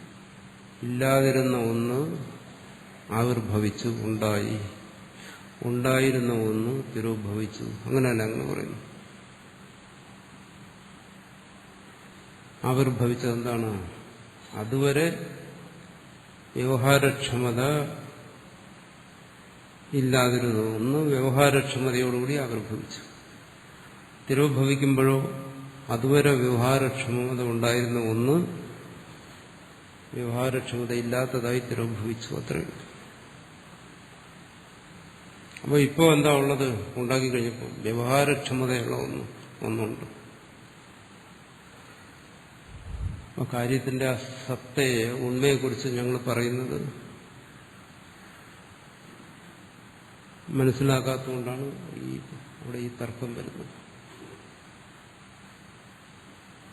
ബ്രഹ്മസത്യം ജഗത് മിഥ്യ എന്നൊക്കെ പറയുന്നിടത്ത് ഇത് തന്നെ. ഇവിടെ ഞങ്ങളൊന്ന് അംഗീകരിക്കുന്നുള്ളതാണോ? ആവിർഭാവ തിരോഭാവത്തിനിടയ്ക്ക് വ്യവഹാരക്ഷമമായ ഒന്നുണ്ട്. അതുകൊണ്ട് ഈ കാര്യങ്ങളെല്ലാം നടക്കും. അതുപോലെ ഇത് തന്നെയാണ് തത്വം. ഇത് പരമാർത്ഥ സത്താണ്. സദൈവ സത്തായിരുന്നു ഇത്.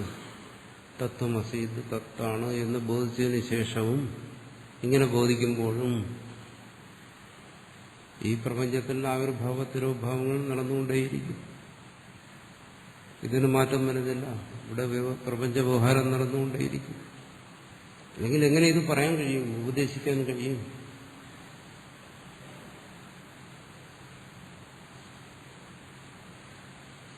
സുഴുത്തിയിൽ ആർക്കെങ്കിലും ഉപദേശിക്കാൻ പറ്റും, സമാധിയിൽ ആർക്കെങ്കിലും ഉപദേശിക്കാൻ പറ്റും. സർവകരണങ്ങളും ബാധിച്ചിരിക്കുന്നിടത്ത് എങ്ങനെയാണ് ഉപദേശം നടക്കുന്നു? അപ്പോൾ തത്വജ്ഞാനത്തിന് വ്യവഹാരം ബാധകമല്ല.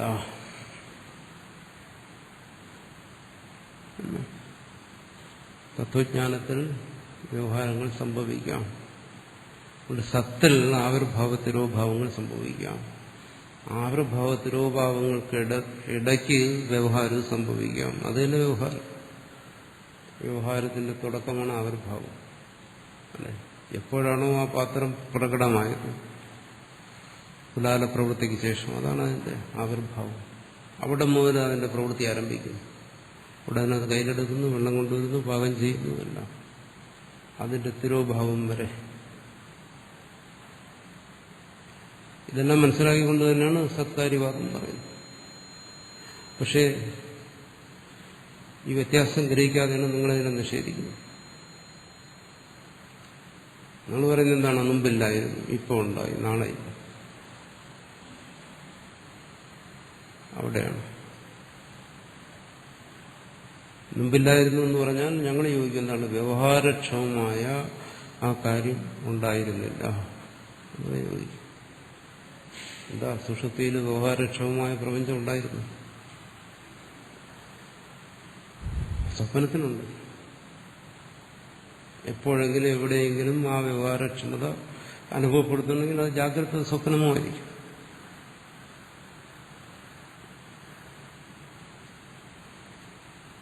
തത്വജ്ഞാനം സുഷുപ്തി പോലെയോ സുഷുപ്തിയോ അല്ല, രണ്ടുമല്ല. വ്യവഹാരക്ഷമമായ ഈ തലത്തിലാണ് തത്വജ്ഞാനം എന്ന് പറയുന്നത്. ആ തത്വത്തിന്റെ ജ്ഞാനത്തിന് വേണ്ടിയിട്ടാണ് ഈ സത്കാര്യത്തെ ബോധിപ്പിക്കുന്നത്. അവിടെ സത്ത് മാത്രം, ഇവിടെ വ്യവഹാരവും. അതുകൊണ്ട് എന്നാ വിരുദ്ധരെ നിങ്ങൾ പറയുന്നതും ഞങ്ങൾ പറയുന്നതും തമ്മിൽ വിരോധമൊന്നും. ഞങ്ങൾ പറഞ്ഞത് വ്യവഹാരക്ഷമമായൊന്നും ഇല്ലായിരുന്നു എന്നാണ്. ഞങ്ങളത് യോജിക്കുന്നുണ്ട്. നശിച്ചാൽ വ്യവഹാരക്ഷമമായി നശിക്കുമെന്നാണ്, അത് ഞങ്ങൾ യോജിക്കുന്നുണ്ട്. പിന്നെന്താ? കസ്മാത് സ്വേന ഹി ഭവിഷ്യരൂപേണ ഘടോ വർത്തതേ.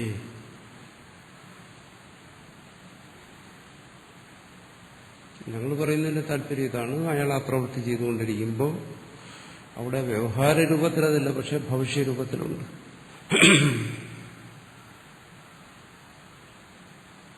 അയാളുടെ മനസ്സിൽ കാണുന്നു, അതിനെ കണ്ടുകൊണ്ട് അതിനെ ആവിർഭവിപ്പിക്കുന്നു, ഉള്ളതിനെ തന്നെ ആവിർഭവിപ്പിക്കുന്നു.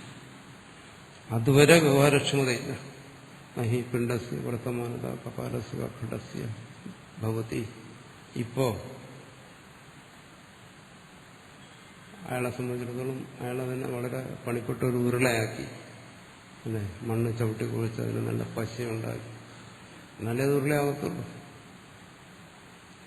ഈ ഒരവസ്ഥയിൽ അവിടെ കപാലത്തിന്റെ വർത്തമാനത്തിലുള്ള കപാലമില്ല, വരാൻ പോകുന്ന ഘടമില്ല, വ്യവഹാരക്ഷമമായ അതൊന്നും അവിടെ ഇല്ല. എന്നുവെച്ചാൽ ഭവിഷ്യത്ത ഘടസ്യ. അതുപോലെ ഇപ്പൊ പാത്രം ഭാവി രൂപത്തിലുണ്ടെന്ന് പറഞ്ഞാൽ അത് കപാല രൂപത്തിലല്ല, പിണ്ഡരൂപത്തിലല്ല, ഭാവിയിലെ ഘടരൂപത്തിലാണ് അതുണ്ടെന്ന് ഞങ്ങൾ പറയുന്നത്. തസ്മാത് കുലാദാതി വ്യാപാര വർത്തമാനതായ പ്രാഗുത്പത്തേർ ഘടുവാസല്യത്തിനായിരിക്കും. അതുകൊണ്ട് നിങ്ങൾ പറയുന്നുണ്ടല്ലോ ഇയാൾ പണിയെടുത്തുകൊണ്ടിരിക്കുമ്പോൾ പാത്രമില്ല, അത് ഞങ്ങൾ പറയുന്നതായിട്ട് വിരോധമുള്ള കാര്യമല്ല.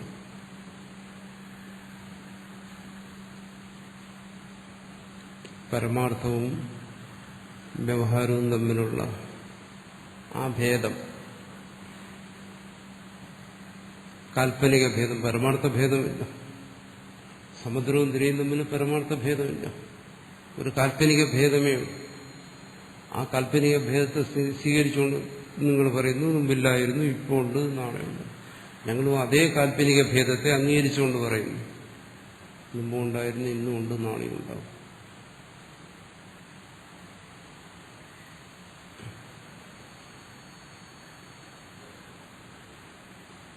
അപ്പം അവിടെ നിങ്ങൾ പറയുന്നു പ്രത്യക്ഷ വിരുദ്ധമായ കാര്യമാണ് യുക്തിയിൽ സമർത്ഥിക്കുന്നത്, ഞങ്ങൾക്ക് ബോധ്യപ്പെടുന്ന കാര്യമില്ല എന്ന് പറയുന്ന അതിനെയും നിഷേധിക്കുകയാണ്. നിങ്ങളുടെ പ്രത്യക്ഷം പറയുന്നത് ഞങ്ങളുടെ യുക്തി പറയുന്നത് ഒരേ കാര്യം തന്നെ. നിങ്ങളുടെ പ്രത്യക്ഷം എന്താ പറയുന്നത്? വ്യവഹാരക്ഷമമായ പാത്രം ഇതുവരെ ഉണ്ടായിട്ടില്ല, ഇയാൾ പണി തീർന്നാലേ ഉണ്ടാവും. ഞങ്ങളും അതെന്ന് പറയുന്നു. വ്യവഹാരക്ഷമമായ പാത്രം പണി തീർന്നേ ഉണ്ടാകത്തുള്ളൂ. പിന്നെന്താ?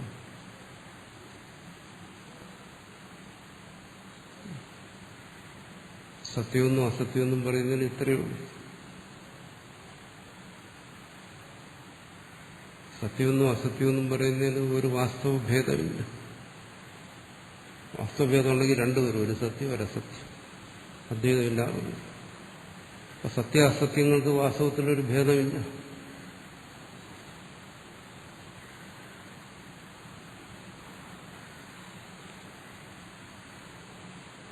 പാത്രം ഉണ്ടാക്കുന്നതിന് മുമ്പ് എന്താ ഉണ്ടായിരുന്നു? മണ്ണ്.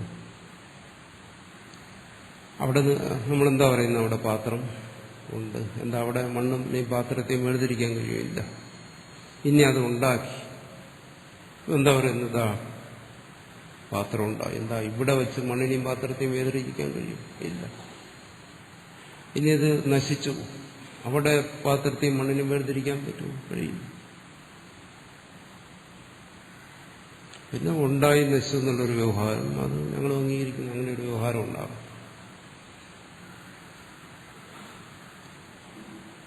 അതിന്റെ തത്വത്തെ മനസ്സിലാക്കുന്നവന് ഈ വ്യവഹാരം കൊണ്ട് ഭേദബുദ്ധി വരത്തില്ല. മുമ്പില്ലാത്തത് ഇപ്പോൾ ഉണ്ടായി, നാളെ നശിക്കുന്നു, ഇത്തരത്തിലുള്ള ഭേദബുദ്ധി വരത്തില്ല. അതുപോലെ തത്വനിഷ്ഠയിൽ ഭേദത്തെ അനുഭവിക്കുന്നവന്, കാണുന്നവന് ഭേദബുദ്ധിയില്ല.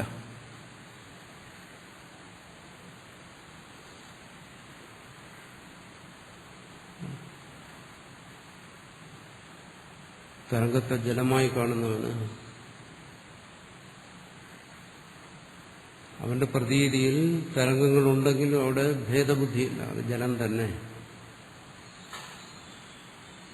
പ്രതീതിയിലാണ് തരംഗാനുഭവം. കാഴ്ചയിൽ അങ്ങനെയുള്ള അനുഭവം. സുവർണത്തിൽ പലതരത്തിലുള്ള ആഭരണങ്ങളുണ്ടാക്കിയാൽ ആ ഓരോ ആഭരണത്തെയും വേർതിരിച്ചറിഞ്ഞാലും ഇത് വളയാണ്, ഇത് കമ്മലാണ്, ഇത് മോതിരമാണ്, ഇത് വേർതിരിച്ചറിഞ്ഞാലും അതാണ് ഭേദദൃഷ്ടി, അതാണ് വ്യവഹാരം.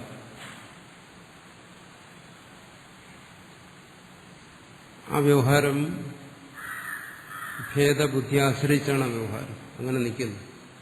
ആ വ്യവഹാരം നിൽക്കുമ്പോഴും ആ വ്യവഹാരം അയാളുടെ തത്വദൃഷ്ടിയെ ബാധിക്കുന്നില്ല. ഇത് സ്വർണ്ണമാണെന്നുള്ള ബോധത്തെ ബാധിക്കുന്നില്ല. വളയെ കണ്ടിട്ട് പിന്നെ കമ്മലിനെ കാണുമ്പോൾ ഇത് സ്വർണ്ണമല്ല എന്നല്ല, സ്വർണ്ണമെന്ന് തന്നെ, എല്ലായിടത്തും ഒരേ ബുദ്ധി.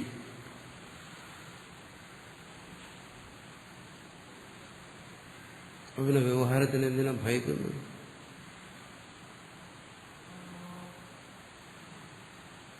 വ്യവഹാരമെല്ലാം ഉപേക്ഷിച്ചിട്ട് ഹിമാലയത്തിലെ ഗുഹയിൽ പോയിരിക്കുന്നുണ്ട്.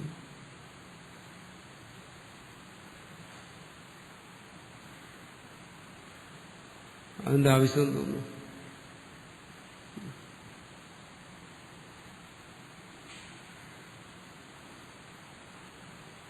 ഒരു ജീവനെ സംബന്ധിച്ചിടത്തോളം അവന് ഉപേക്ഷിക്കാൻ കഴിയാവുന്ന വ്യവഹാരങ്ങൾ വളരെ ചുരുക്കമാണ്.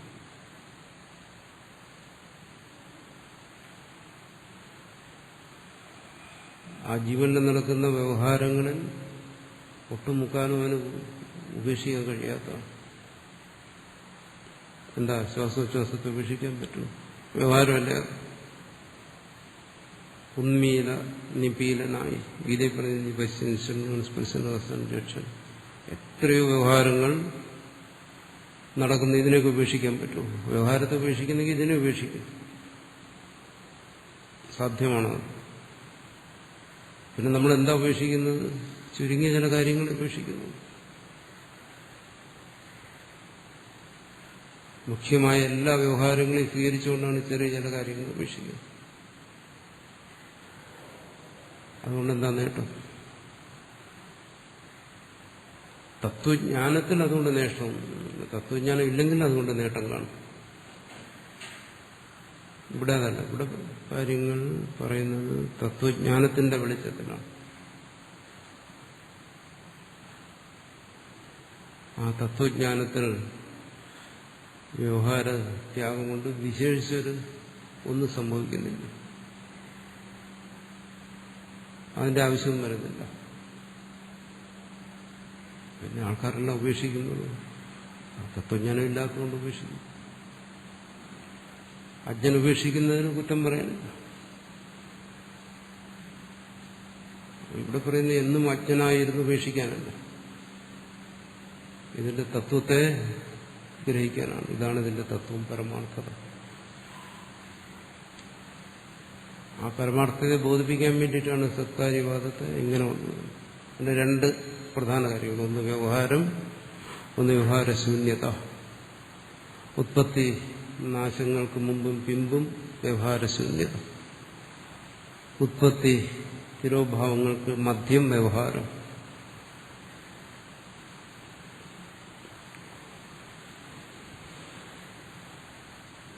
ഇവിടെ ശരിക്കും മനസ്സിലായി കഴിഞ്ഞാൽ നിങ്ങളെല്ലാവരും പറയുന്നത് സത്കാര്യവാദം തന്നെ.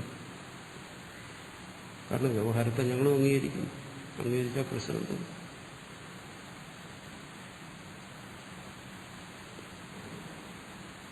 അതുകൊണ്ട് അക്ഷമയുടെ കാര്യമില്ല, ഭയത്തിന്റെ കാര്യമില്ല.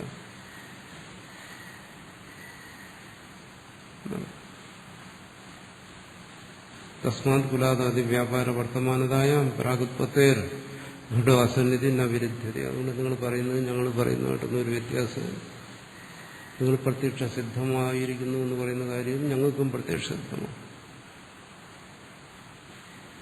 യദി ഘടസ്യം ഭവിഷ്യത് കാര്യരൂപം പ്രതിഷേധിതേ തത്പ്രതിഷേധേ വിരോധം. ഇത്രയേ ഉള്ളൂ.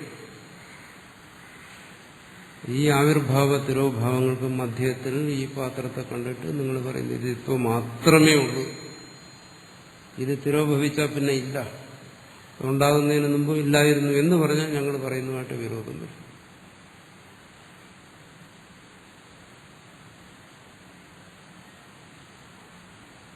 ഇത് പറയുന്നത് താർക്കികന്മാരുടെ അവരെന്താ പറയുന്നത്? ഉണ്ടാകുന്നതിന് മുമ്പ് അതിന്റെ അഭാവം, പ്രാഗ് അഭാവം, ഉണ്ടായതിനു ശേഷം അതിന്റെ പ്രധ്വംസാഭാവം എന്ന് വെച്ചാൽ ഇതില്ല എന്നാണ്. ഇതിന്റെ അഭാവം എന്ന് വെച്ചാൽ ഇതില്ല. മേശപ്പുറത്ത് പുസ്തകത്തിന്റെ അഭാവം ഉണ്ടെന്ന് വെച്ചാൽ പുസ്തകം ഇല്ല. ഇത്തരത്തിൽ പറഞ്ഞാലത് അംഗീകരിക്കത്തില്ല. കാരണം സത്തിലെ ആവിർഭാവ തിരോഭാവങ്ങളെ സ്വീകരിക്കുന്നു.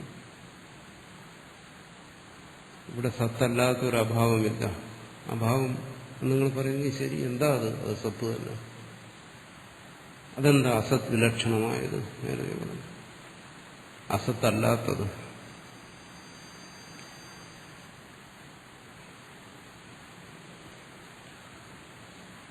അതുകൊണ്ട് ഭവിഷ്യത്ത കാര്യരൂപം തത്പ്രതിഷേധ്യത. ഭാവിയിൽ ഇതില്ല എന്നാണ് പറയണമെങ്കിൽ തത്പ്രതിഷേധ വിരോധം. അത് ഞങ്ങൾ വിരോധിക്കുന്നു, ഞങ്ങൾ അംഗീകരിക്കത്തില്ല. നതു തദ് ഭവാൻ പ്രതിഷേധം. അത് നിങ്ങൾക്ക് നിഷേധിക്കാൻ വയ്യല്ലോ. നിങ്ങൾക്ക് പറയാൻ പറ്റുമോ? ഇതാ ഞാൻ നാളെ ഇല്ലാത്തത്, നാളെ ഇല്ലാത്തതിനെ ഉണ്ടാക്കാൻ പോകുന്നു പറയാൻ പറ്റും. ഞാൻ ഉണ്ടാക്കാൻ പോകുന്നത് ഇല്ലാത്തതാണെന്ന് പറയാൻ പറ്റുമോ? അത് നേരത്തെ പറഞ്ഞു കഴിഞ്ഞു. അത് നിങ്ങൾക്ക് നിഷേധിക്കാൻ വയ്യ. ഭാവി ഭൂതങ്ങളുടെ സത്യം നിങ്ങൾക്ക് നിഷേധിക്കാൻ വയ്യ. എന്നുവെച്ചാൽ സർവേഷാം ക്രിയാവതാം ഏകൈക വർത്തമാനത ഭവിഷ്യത്തുന്ന. അതുകൊണ്ട് ഈ കാരകങ്ങളിൽ ഒരേ സമയം ഭൂതം വർത്തമാനം അത് സംഭവിക്കത്തില്ല. വ്യത്യാസമുണ്ട്, അത് ഞങ്ങൾ അംഗീകരിക്കുന്നുണ്ട്. ഇപ്പോൾ ഇവിടെ കുലാനിരുന്ന് പണിയെടുക്കുന്നു. ഇത് വർത്തമാനം, നാളെ ഇത് ആവിർഭവിക്കുന്നു, അത് ഭാവി, അത് കഴിഞ്ഞത് നശിക്കുന്നു. അപ്പോൾ ആ കാര്യത്തിന്റെ ഭൂതമായി ഈ വർത്തമാനം, ഭാവി, ഭൂതം ഇതിങ്ങനെ മാറി മാറി വന്നുകൊണ്ടിരിക്കും ഒന്നിൽ തന്നെ. ആ കാലഭേദം അതിനെ ഞങ്ങൾ അംഗീകരിക്കുന്നുണ്ട്. വ്യവഹാര ഭേദം അത് ഞങ്ങൾ അംഗീകരിക്കുന്നുണ്ട്. അദ്വൈതി എന്ന് പറയുമ്പോൾ ഈ പ്രത്യക്ഷത്തിന് വിരുദ്ധമായ കാര്യമൊന്നും പറയുന്ന ആളല്ല, അനുഭവത്തിന് വിരുദ്ധമായ കാര്യമൊന്നും പറയുന്നതല്ല. പ്രപഞ്ചം മിഥ്യ എന്ന് പറഞ്ഞിട്ട് സ്വാമി പാലും പഴവുമൊക്കെ കഴിക്കുന്ന എന്തിനെന്ന് ചോദിക്കുമ്പോൾ മിഥ്യയല്ലേ എന്തിനാ കഴിക്കുന്നത്? പറയുന്നതിന്റെ താല്പര്യം മനസ്സിലാക്കാത്തുള്ളൂ. അത് വ്യവഹാരത്തെ നിഷേധിക്കലല്ല. പരമാർത്ഥത്തെ ബോധിപ്പിക്കലെന്ന് പറയുമ്പോൾ വ്യവഹാരത്തെ നിഷേധിക്കേണ്ട ആവശ്യമൊന്നുമില്ല. എല്ലാം ആ പരമാർത്ഥം തന്നെ. പിന്നെ വ്യവഹാരത്തിൽ എന്താണ്? വ്യവഹാര മര്യാദകളെ അംഗീകരിക്കുക, വ്യവഹാര നീതി അംഗീകരിക്കുക, സദാചാരത്തെ അംഗീകരിക്കുക. അതൊക്കെ ലോകനീതിക്ക്, ലോക ഇതിനു വേണ്ടി സ്വീകരിക്കുക.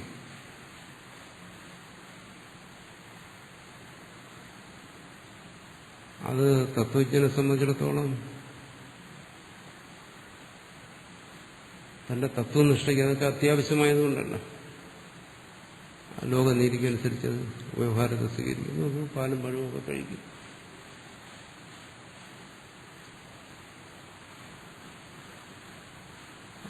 അതിന് തത്വനിഷ്ഠയല്ല, ലോകനീതിയാണ് പ്രമാണം. അതിനംഗീകരിക്കുന്നു.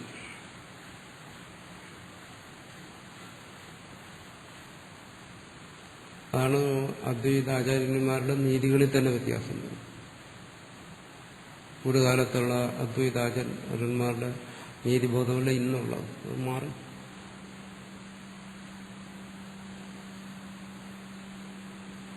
ഒരു കാലത്ത് പറഞ്ഞു വ്യവഹാരേ ഭാട്ടനയം, അന്നത്തെ നീതിയായിരുന്നു ഭാട്ടന്റെ നയം.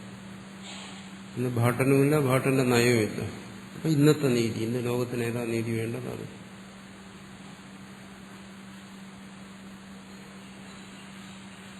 അവിടെ വ്യവഹാരത്തെ നിഷേധിക്കുന്നില്ല. സത്കാര്യവാദത്തിൽ അതാണ് സമർത്ഥിക്കുന്നത്.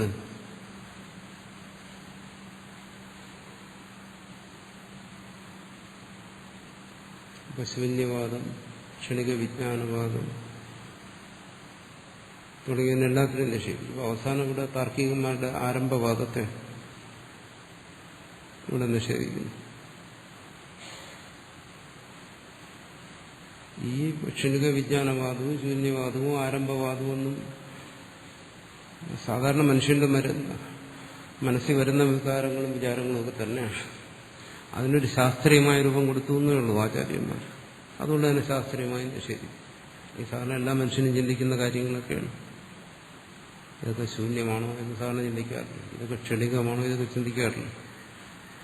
ഇല്ലായ്മയിൽ നിന്നല്ലേ ഇതൊക്കെ ഉണ്ടായത്, ആരംഭവാദം സർവരും ചിന്തിക്കുന്നതല്ലേ. ശാസ്ത്രീയമായി ചിന്തിച്ചപ്പോൾ അതിനെ നമ്മൾ പറയുന്നത് ശാസ്ത്രം. അതിനെ നിഷേധിക്കും. അഭിച്ച ചതുർവിധാനാം ഭവാനാം ഘടസേതിരേതിരാഭാവോ ഘടാതന്യോദിഷ്ട യഥാ ഘടാഭാവോ ഘടാതിരവ ന ഘടസ്വരൂപമേവ.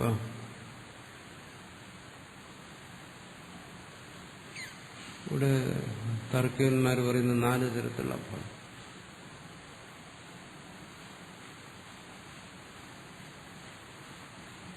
തർക്കശാസ്ത്രത്തിനും മറ്റും ചർച്ച ചെയ്യുന്നു.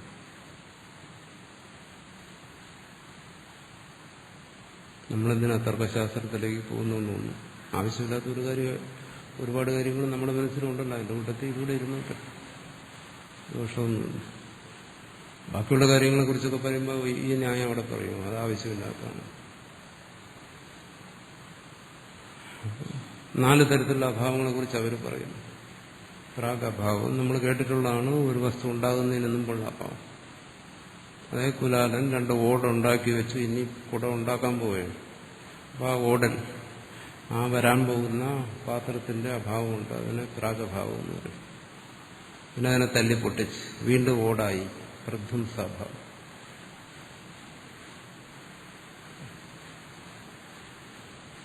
ഇത് 2. അത്യന്താഭാവത്തിന് ഉദാഹരണം പറയുന്നത് വായു. അതിന് ആകൃതിയില്ല, നിറമില്ല. 2ന്റെ അഭാവം അവിടെയുണ്ട്. അതാണ് അത്യന്താഭാവം. അവിടെ ഇനി ഒരിക്കലും അത് ഉണ്ടാകാനും പോകുന്നില്ല. ഇതുവരെ ഉണ്ടായിട്ട് വായുവിന് നിറം ഉണ്ടായിട്ടുണ്ട്. അതുകൊണ്ടല്ലേ കാണാൻ കഴിയാത്ത. അത് അത്യന്താഭാവം. അന്യോന്യാഭാവം എന്ന് പറയുന്നത് രാമൻ വേറെ കൃഷ്ണൻ വേറെ എന്ന് പറയുന്നത്. രാമനല്ല കൃഷ്ണൻ, കൃഷ്ണനല്ല രാമൻ. ഇത് അന്യോന്യാഭാവം.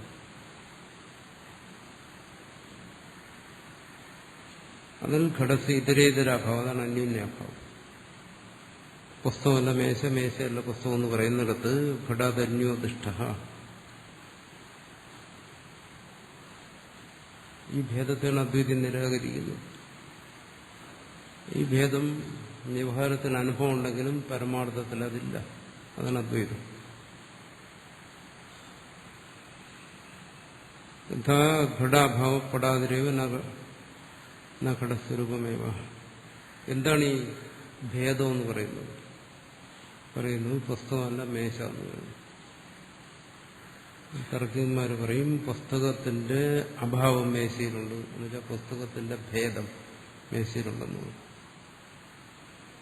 പുസ്തകത്തിന്റെ ഭേദം മേശയിലുണ്ടെന്ന് പറഞ്ഞാൽ അവിടെ മേശയിൽ ഭേദം എന്ന് പറയുന്ന ഒരു സാധനം ഇരിപ്പുണ്ടല്ല. പറയുന്നതിന്റെ താല്പര്യം എന്താണ്? പുസ്തകമല്ല മേശ, അത് തന്നെ. പുസ്തകത്തിന്റെ അഭാവം എന്ന് പറഞ്ഞാൽ മേശ തന്നെ. പടാതിരേവ, പുസ്തകത്തിന്റെ അഭാവം മേശ, അത് തന്നെ, മേശ തന്നെ. നജകടാഭാവ സൻ പടോ അഭാവ, അതൊരിക്കലും അഭാവരൂപമല്ല. പുസ്തകത്തിന്റെ അഭാവം മേശയിലുണ്ടെന്ന് പറഞ്ഞാലും അത് മേശ തന്നെയാണ്, ഭാവാത്മകമാണ്. കിംതർഹി ഭാവരൂപയോ, ഭാവരൂപമാണ്. ഭേദം ഭാവരൂപമാണ്. ഇതാണ് അദ്വൈതി പറയുന്നത്. രാമൻ വേറെ കൃഷ്ണൻ വേറെ എന്ന് പറയുന്നുണ്ടല്ലോ. രാമന്റെ ഭേദം കൃഷ്ണൻ ഇരിക്കുന്നുണ്ടോ? ഇല്ല. പിന്നെ എന്താണ്? അത് കൃഷ്ണൻ തന്നെയാണ്. അഭാവം എന്ന് പറയുന്ന വസ്തു തന്നെയാണ്. അപ്പൊ ഇവിടെ ഈ പ്രപഞ്ചത്തിന്റെ പ്രാഗഭാവം പ്രധ്വംസാഭാവം എന്നൊക്കെ പറഞ്ഞാൽ എന്താണ്? അത് ആ വസ്തു തന്നെ. പ്രപഞ്ചത്തിന്റെ പ്രാഗ് സൃഷ്ടിക്കുന്ന മുമ്പ് എന്താ ഉണ്ടായിരുന്നത്? ആ സത്ത്. പ്രപഞ്ചത്തിന്റെ പ്രാഗഭാവം എന്താണ്? ആ സത്ത് തന്നെയാണ്. ഇവിടെ പറയും പ്രാഗഭാവ തഥാധ്വംസ ഇത്യാദ്യ വാദ്യുദീരിതാഹ വാർത്തികസാരത്തിൽ അഭാവ ബ്രഹ്മകാര്യത്വ തദ്രൂപാസു ഘടാധിപത്. നിങ്ങൾ എന്തെല്ലാം അഭാവം എന്ന് പറയുന്നു? പ്രാഗഭാവം, പ്രധ്വംസാഭാവം, അന്യോന്യാഭാവം. ഇതെല്ലാം എന്താണ്? ആ സത്ത് തന്നെയാണ്. ഇതൊന്നും ഉണ്ടായിരുന്നില്ല. എന്തുണ്ടായിരുന്നു? സത്ത്. ഇല്ലായ്മ എന്ന് പറയുന്നത് എന്താണ്? സത്ത്. നാളെ ഇതെല്ലാം ഇല്ലാതെയാവും. ശേഷിക്കുന്ന എന്താണ്? ആ സത്ത്. ഇന്നതാ ഇത് നിലനിൽക്കുന്നു. ഇതെന്താണ്? ആ സത്ത്. ഈ കാര്യമാണ് ഇവിടെ മണ്ണും പാത്രവും കൊണ്ട് പറയുന്നത്. പാത്രം ഉണ്ടായിരുന്നില്ല. എന്താ ഉണ്ടായിരുന്നത്? മണ്ണ്. ഇപ്പൊ പാത്രമുണ്ട്. എന്താ ഉള്ളത്? മണ്ണ്. നാളെ ഈ പാത്രം നശിക്കും. എന്താ ഉള്ളത്? മണ്ണ്. ഇതാ ബോധിപ്പിക്കുന്നു. അതിനുവേണ്ടിയിട്ടാണ് ഈ തർക്കത്തെയും നിഷേധിക്കുന്നത്.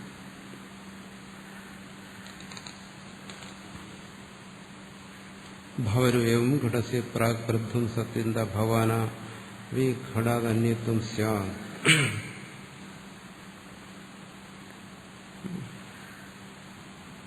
അതുകൊണ്ട് പാത്രത്തെ എടുത്ത അതിന്റെ പ്രാഗഭാവം, പ്രധ്വംസാഭാവം, അത്യന്താഭാവം എന്ന് പറയുമ്പോൾ അങ്ങനൊന്നും പ്രത്യേകിച്ച് ശേഷിക്കുന്നില്ല. ഘടേന വിപദിശ്യമാനത്വാത് ഘടസ്യതിരേതിരഭാവം. അല്ല, ഒന്ന് തന്നെയാണ്. തഥൈവ ഭാവാത്മകത ഭാവാന. എല്ലാ ഭാവവും ഭാവമാണ്. നേരത്തെ വിശദീകരിച്ചത്.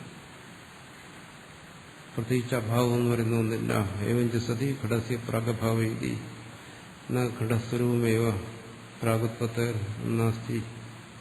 അതുകൊണ്ട് വസ്തു ഉണ്ടാകുന്നതിന് മുമ്പ് എന്ന് പറഞ്ഞു കഴിഞ്ഞാൽ പാത്രം ഉണ്ടാകുന്നതിന് മുമ്പ് മണ്ണ് തന്നെ, പ്രപഞ്ചം ഉണ്ടാകുന്നതിന് മുമ്പ് സത്ത് തന്നെ.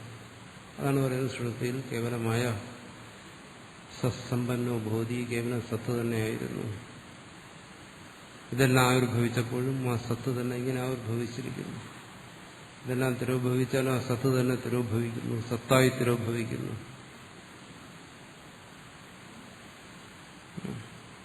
അതല്ലാതെ വിശേഷിച്ച് അഭാവം അങ്ങനെയൊന്നുമില്ല.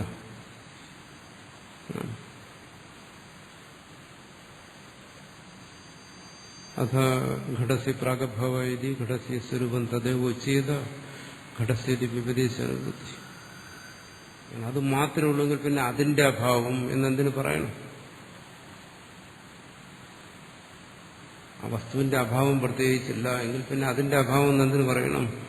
കൽപ്പയിത്വ വിദേശീയത ശിലാപുത്രകസ്യ ശരീരമിതി യദ്വത്. അത് കൽപ്പിച്ചു പറയുന്നതാണ്. ശിലാപുത്രകസ്യ ശരീരം, ശിലാപ്രതിമ അതിന്റെ ശരീരം എന്ന് പറയുമ്പോൾ, ശിലാപ്രതിമയുടെ ശരീരം എന്ന് പറഞ്ഞാൽ എന്താണ്? ശില തന്നെ എന്നാലും പറയും ശിലാപ്രതിമയുടെ ശരീരം. അവിടെ ശിലയില്ലാതെ വേറൊന്നുമില്ല. തഥാപി ഘടസ്യ പ്രാഗഭാവൈതി കൽപ്പിതസ്യവ അഭാവസ്യ ഘടേരപദേശവും എന്നാ ഘടസ്വരൂപസ്യവ. അതുപോലെ പ്രാഗഭാവം പ്രത്യംസാഭാവം എന്നെല്ലാം പറയുന്നത് കേവലം ആ വസ്തുസ്വരൂപത്തെയാണ്. അവിടെ രണ്ടില്ല, ഒന്നേ ഉള്ളൂ.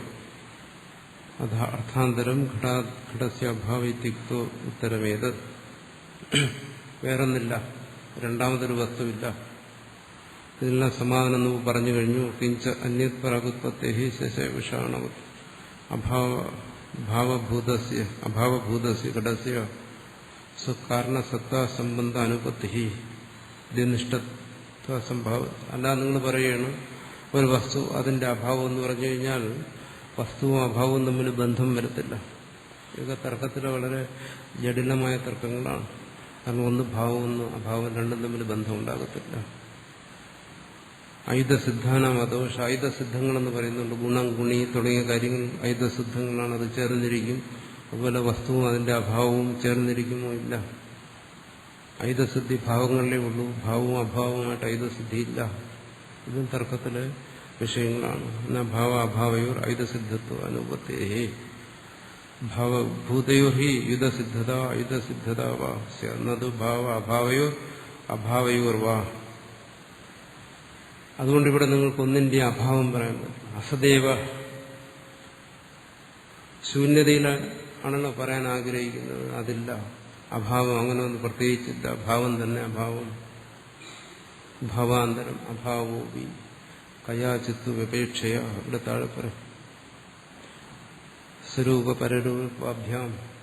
വാർത്തികകാരൻ പറയും ശ്ലോക വാർത്തികത്തിൽ കുമാരല ഭട്ടൻ അതിനെല്ലാം ഇവിടെ വ്യാഖ്യാനത്തിൽ അതിനെല്ലാം പരാമർശിക്കുന്നുണ്ട്. ഭാവം അഭാവം എന്ന് പറയുന്ന ഒന്ന് തന്നെ. പുസ്തകം മേശയിലെന്ന് പറഞ്ഞാൽ എന്താണ്? പുസ്തകത്തിന്റെ അഭാവം മേശയിലുണ്ടെന്നല്ല.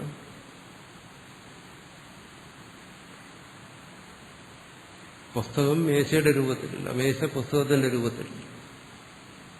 പുസ്തകത്തെ പുസ്തകത്തിന്റെ രൂപത്തിൽ പറയുമ്പോൾ അതിനെ ഭാവം പറയും. പുസ്തകം മേശയുടെ രൂപത്തിലില്ല എന്ന് പറയുമ്പോൾ അഭാവം എന്ന് പറയും. ഇത്രയേ ഉള്ളൂ. പരസ്പര സാപേക്ഷമായി പറയുകയാണ്. ഇവിടെ അഭാവം എന്ന് പറയുന്ന പ്രത്യേകിച്ച് ഒന്നേയില്ല, സർവവും ഭാവവും. എന്താ സർവഭാവം? ആ സത്ത്. അപ്പോൾ ആരംഭവാദത്തെ നിഷേധിക്കുകയാണ്. ഉണ്ടാകുന്നതിന് മുമ്പ് ഒരു അഭാവം അങ്ങനെയില്ല. ഉണ്ടാകുന്നതിന് മുമ്പും ഉണ്ടായപ്പോഴും ഉണ്ടായതിനു ശേഷവും കേവലമായ ഭാവം മാത്രം, കേവലമായ സത്ത് മാത്രം. അതുകൊണ്ട് തസ്മാ സദൈവ കാര്യം പ്രാഗുത്പത്തേരി സിദ്ധം. അതുകൊണ്ട് എങ്ങനെയാണോ പാത്രം മുമ്പ് മണ്ണായിരിക്കുന്നത് അതുപോലെ ഈ പ്രപഞ്ചം മൃത്തനായ വൈദ ആവൃതം ആസിതെന്ന് പറഞ്ഞാൽ ഇത് സൃഷ്ടിക്കുന്ന മുമ്പ് സത്തായിരുന്നു, ഇപ്പോഴും സത്ത് തന്നെ, ഇതെന്ന് സത്തായി തന്നെ ഇരിക്കും. ഇത് അനുഭവം കൊണ്ടും യുക്തി കൊണ്ടും സമർത്ഥിക്കാവുന്ന കാര്യമാണ്. അതുകൊണ്ട് ഒരു തരത്തിലും ഭേദത്തെ ഇവിടെ സ്വീകരിക്കാൻ സാധ്യമല്ല, ശൂന്യത്തെ സ്വീകരിക്കാൻ സാധ്യമല്ല.